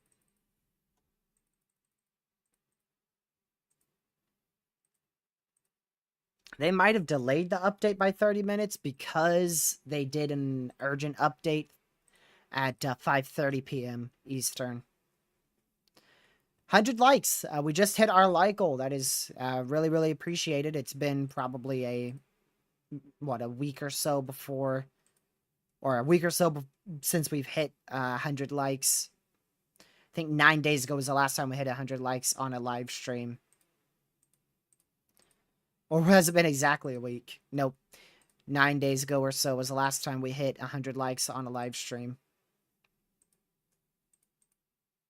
So I appreciate that. Really, really appreciate it. If you guys haven't already, like I said, make sure you subscribe to the channel. We'll be live again at some point tomorrow, and we'll be live for a good chunk of the afternoon on Wednesday. I will clear my entire afternoon for Wednesday my whole afternoon, evening will be cleared out. Fingers crossed. I'm really hoping we don't see landfall before noon on Wednesday, so that way I could get things done in the morning. And then,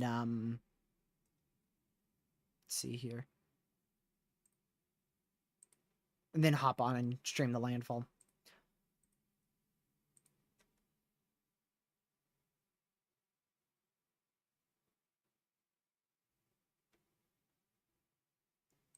Yeah.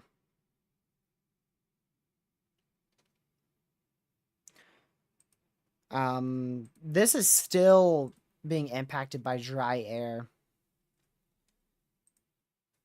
We should get a new drop zone here that should prove that as well.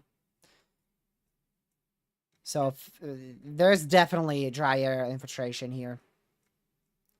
Capping and dry air, both. But very clearly dry air is a big issue here.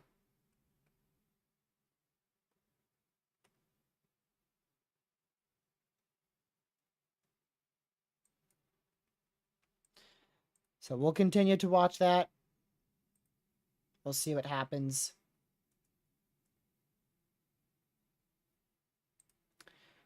And yeah, we'll just be waiting for the NHC update. If you guys want to go back and watch it, we went through all the models. We watched the new models rendering. We went through some analysis. We did a pretty deep dive. I consider a pretty deep dive into all of our data. My personal thought is it's going to take a little longer. It's going to take a little longer to become a hurricane. Ooh, what's...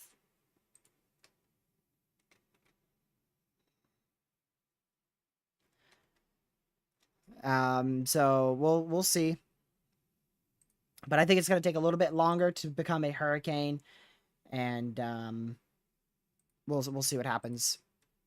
I think we'll see a Category 1 hurricane tomorrow afternoon. Then we'll be looking at a Category 2 hurricane probably very, very late, if not in the morning hours of the 11th. And then we'll probably peak, in my opinion, I think we'll peak at a low wind to mid-tier Cat 2. Since remember, catastrophic impacts expected since since storm surge was expected to be potentially upwards of 10 feet, since flash flooding is currently forecasted to be up to 10 inches of rainfall, since we now have a large moderate risk for flash flooding, and in that Bay Area, I think we could still see an uptick in our storm surge forecast here in South Central Louisiana. So main issues, storm surge and flooding. Now, the damaging wind speeds, I think catastrophic wind speeds is considered like 160. I know for a fact we ain't even getting close to that.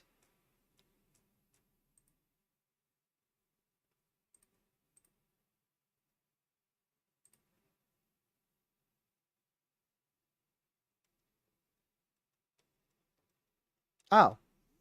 Hey, that's fine. I'm okay with that. That's fine if they just read it and then misinterpret it. Thank you for coming in here and asking, though. I appreciate that.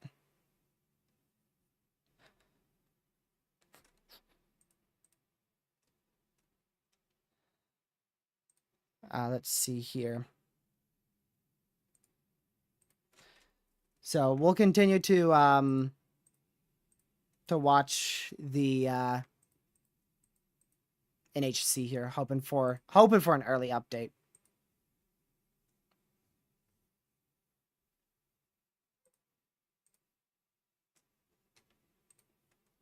I mean, personally, I consider 10-foot storm surge and 10 inches of rainfall catastrophic. That's my opinion. And they're forecasting 10 inches of rain and 10-foot storm surge, so that's why I put it.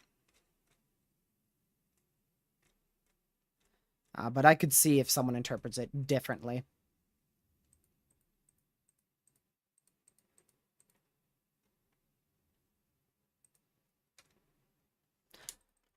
Why in the world do I have this up? Oh, I was watching that 20/20 a long time ago. Gracious.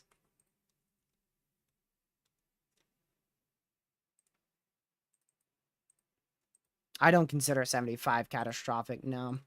If that's catastrophic, we've seen that a lot.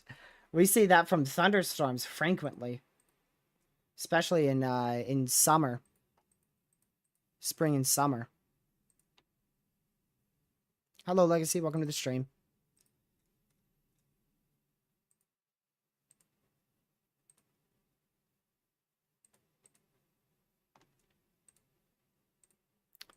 Let me go ahead and quickly put this up. Oh, well, the update would have to come out now for ending in 6 minutes, which that's impossible. So we'll just extend the stream longer.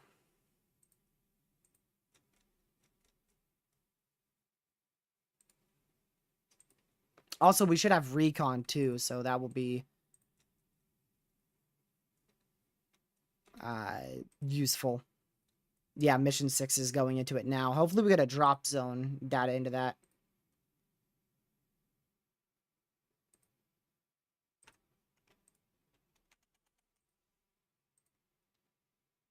NHC update comes out in 6 minutes. Normally they're early, so I was really hoping they'd be early, but it doesn't seem like they will be.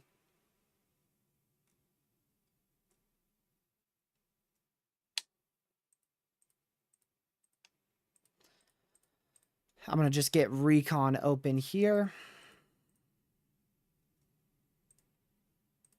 And that will be... Okay, I'm going to keep recon open and the NHC open. I don't know what I'm going to keep. Oh, well, there's the NHC. There you go. That is their tropical update. So in terms of the AOIs out in the Atlantic, which we actually haven't even talked about that, I've been very focused on other things. So this one, they've kept that at a 30-70, so a 30% chance of a tropical storm or depression in the next 48 hours, 70% chance in the next 7 days. This one, they have dropped to a 40-40. So they've dropped that all the way down to a 40% chance in the next 48 hours and a 40% chance in the next 7 days. We'll get the tropical update, or I should say the tropical storm Francine update here soon as well.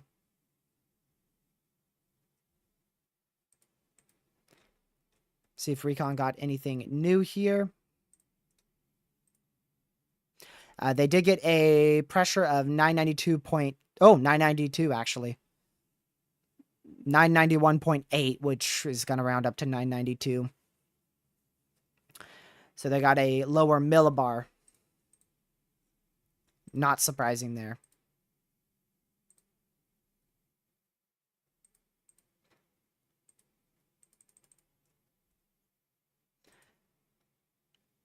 I mean, I consider 10-foot storm surge catastrophic. If I'll change it if you want me to. I don't want to upset multiple people. If it's just one guy, I don't really care. But if it's multiple, I'll go ahead and change it.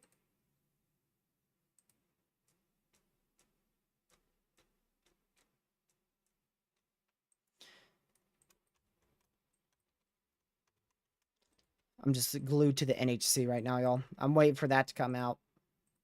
I don't think they'll change much. They'll probably just lower that millibar a bit, and that's it. Maybe they'll increase the wind speeds to 70, but that'd be... if it's on track to become a hurricane, that's what they'll do, because unless they up it by 10.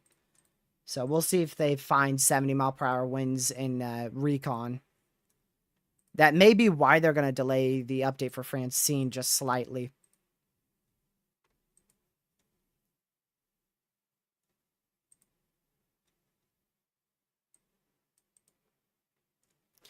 Let's see.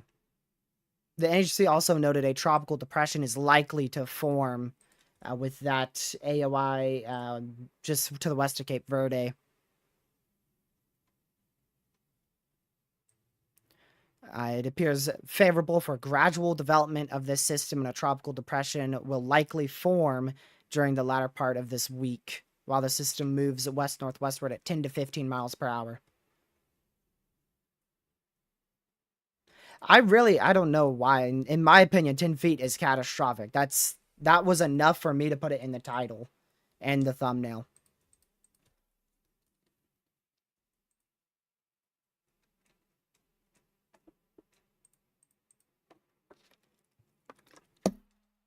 I just hit my mic with a water bottle.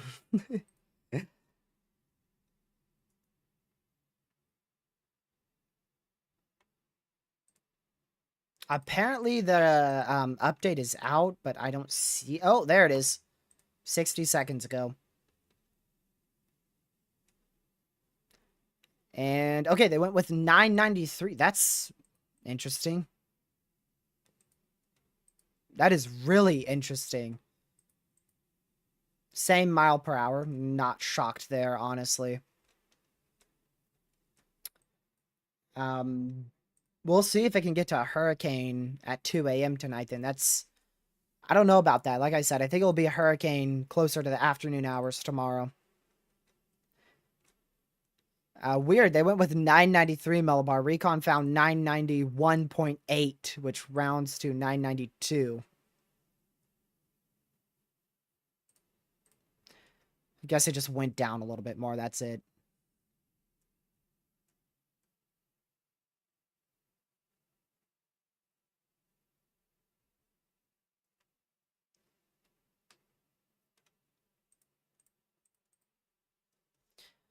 All right.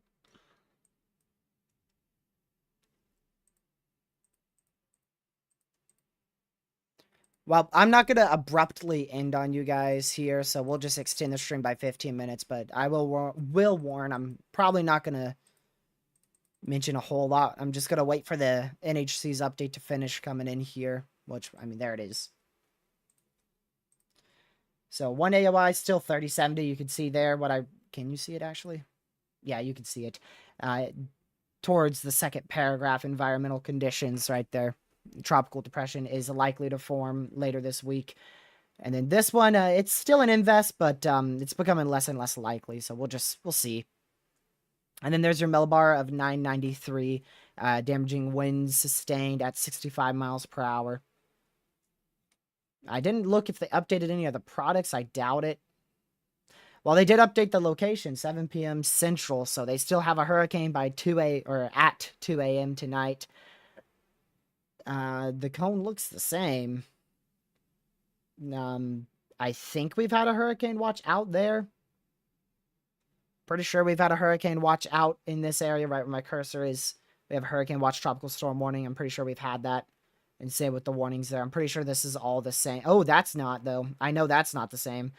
Tropical storm warnings in place in southeastern Texas and northeastern Mexico now. Storm surge forecast still looks the same, updated at 5 p.m. Eastern. There's our storm surge watches and warnings. So we still have those warnings in place there. And that hot pink color, light pink is tropical, or rather storm surge watches. So warnings from far southeast Louisiana, southeast of New Orleans, all the way back up towards almost into the Galveston Bay area. And then you have a storm surge watch from this same little, I don't know what you call this, kind of a peninsula here. Not really. But that's your watches, and those go all the way up through New Orleans, all the way back into southeastern Mississippi. I do think those could get extended all the way far east as Pensacola, depending on if the National Hurricane Center thinks storm surge will go that far or not. So we might see an extension.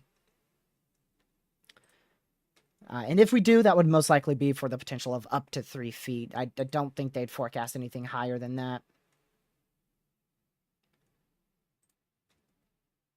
Yeah, that stuff's all the same. Oh, actually, I do want to check this. Hold on. I do want to see the intensity. 100 miles per hour still. Yep. 100 miles per hour, 100 miles per hour, 85, and then 75. Yeah. Still the same. Still the same. So the only thing that looks to have changed on this advisory is just the millibar dropped by, what, 3 miles per hour? I think it was 996. It's now 993. So they just dropped it a bit.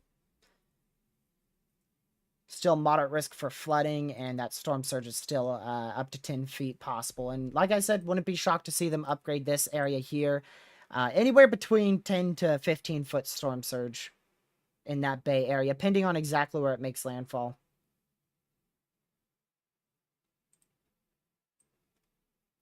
But I don't think we'll have a whole lot change in our forecast, honestly, tomorrow. I don't think there's going to be any big, major changes.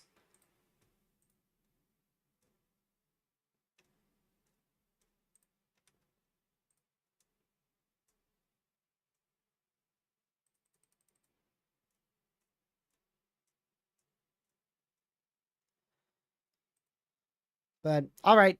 Well, we're gonna approach the end. If you guys can, on your way out, hit the like button, subscribe if you are new and want to tune into future live streams. Hit the notification bell set to also you know when I go live at some point tomorrow. And yeah, glad that we reached a couple people with the word of this hurricane and currently tropical storm, but soon to be a hurricane. They are processing still that new experimental cone, which don't really think they need to change a whole lot with it, so hopefully they won't take too long with that. But yeah, we're going to start concluding probably here in about 5 minutes. We'll start wrapping things up.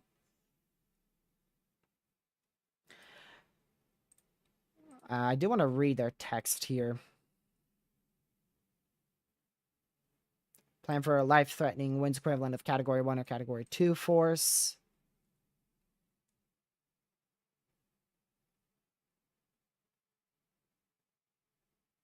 Plan for extreme life-threatening storm surge greater than 9 feet above ground. Uh-oh. Twitter. Hey, Twitter and the other two people. Look, what's that? Oh, man. Dang it. TRG wasn't hyping. Dang. We got on him for nothing. There's the word. There's the word. I didn't even read this. I promise I didn't read it, which is probably pretty trash from me. Oh, uninhabitable for an extended period. That sounds catastrophic to me. Man, it's almost like I've been doing this for years. Some 16-year-old calls me out. My goodness. I've learned from my mistakes, Twitter. I've learned from them.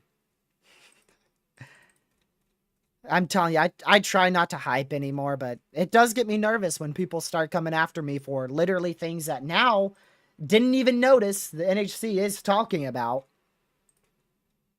Honestly, it's pathetic. That's what it is. It is pathetic.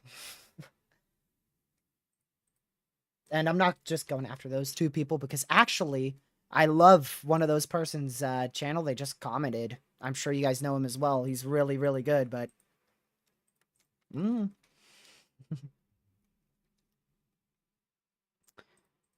Oh. I think sometimes people need to read. I'm sorry. I'm going too into it. Let me go over to... I don't see that. I do see that.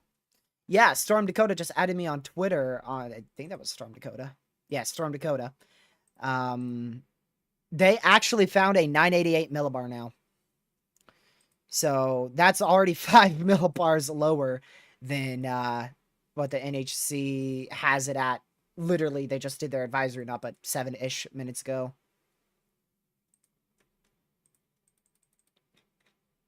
So catastrophic impacts from storm surge there. You can see it. I'll read it out again. I'll read it nice and clear for Twitter so they don't get me. They'll still get me on my thumbnail. Extensive, considerable roof damage. It's actually further down here. Let me go down here more. It's right here. Devastating to catastrophic. Widespread, deep inundation. So you can see all of it here. All very, very All very quite high-end wording from the National Hurricane Center. And I bet you that it extends all the way into here. I bet you it says it here too. Life-threatening storm surge possible. Now, they didn't say catastrophic here, but the thumbnail, the area covered on the thumbnail, which I will admit, I did screw up my thumbnail a bit. The red area, I think, goes to Mississippi, which, or into Florida, which I will admit, I didn't mean to put it that far east, but that's just an error on my part. I drew it based off the Weather Prediction Center's moderate risk here. So I have a reason for my thumbnails, y'all. I don't just take a bucket of paint and flop it on there. I try to make it at least similar to the NHC or the SPC or the National Weather Service or what other people are forecasting or something. I try to match it.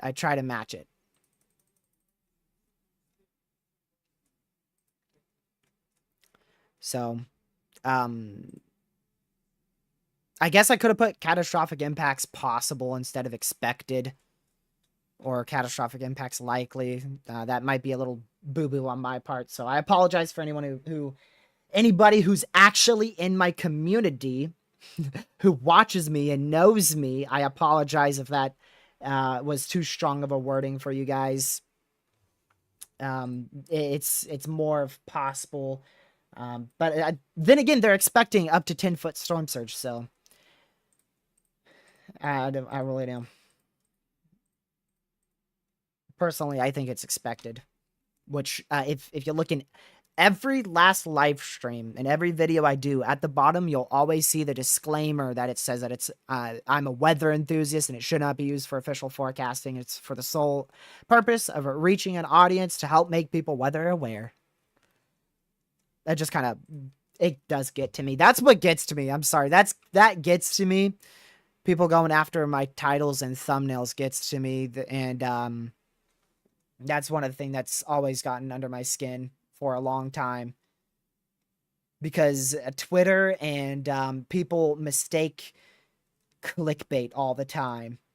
It's not clickbait. It may be a little bit on the hyper side of things. Yes, I will admit that. It's definitely on the higher end of a forecast, but it's not clickbait. Now, you want to know what clickbait would be? If I put you see that symbol on my thumbnail that says a 2? And that's symbolizing a category 2. Now, if I put a category 5 on that thing and said, I don't know, 200 plus mile per hour winds expected, that's clickbait. That would be clickbait. It's blatantly false information and it's just a lie. You're not going to see that. That's clickbait. A little bit hyping is when the National Hurricane Center calls for a high-end category 2, and you say category 3 possible. That's a little bit hyping. But anyways, I got 30 seconds to end this. I apologize for the ramble at the end. If you guys do want more information or want to rewatch the live stream, the first 2 hours or so were, or the first hour and a half was very informative. Thank you, mods, for modding chat. Big thank you for Proxy for the more than $150 donated today. I will see you guys sometime in tomorrow's live stream, anywhere between 3 p.m. and 11 p.m. Eastern time. Make sure you have that notification bell on, and I will see you guys in the next one. Stay safe, watch severe weather in the tropics, have a great rest of your night, and also stay hyper weather aware, as well as get those preparations done in Louisiana, and stay safe. Goodbye.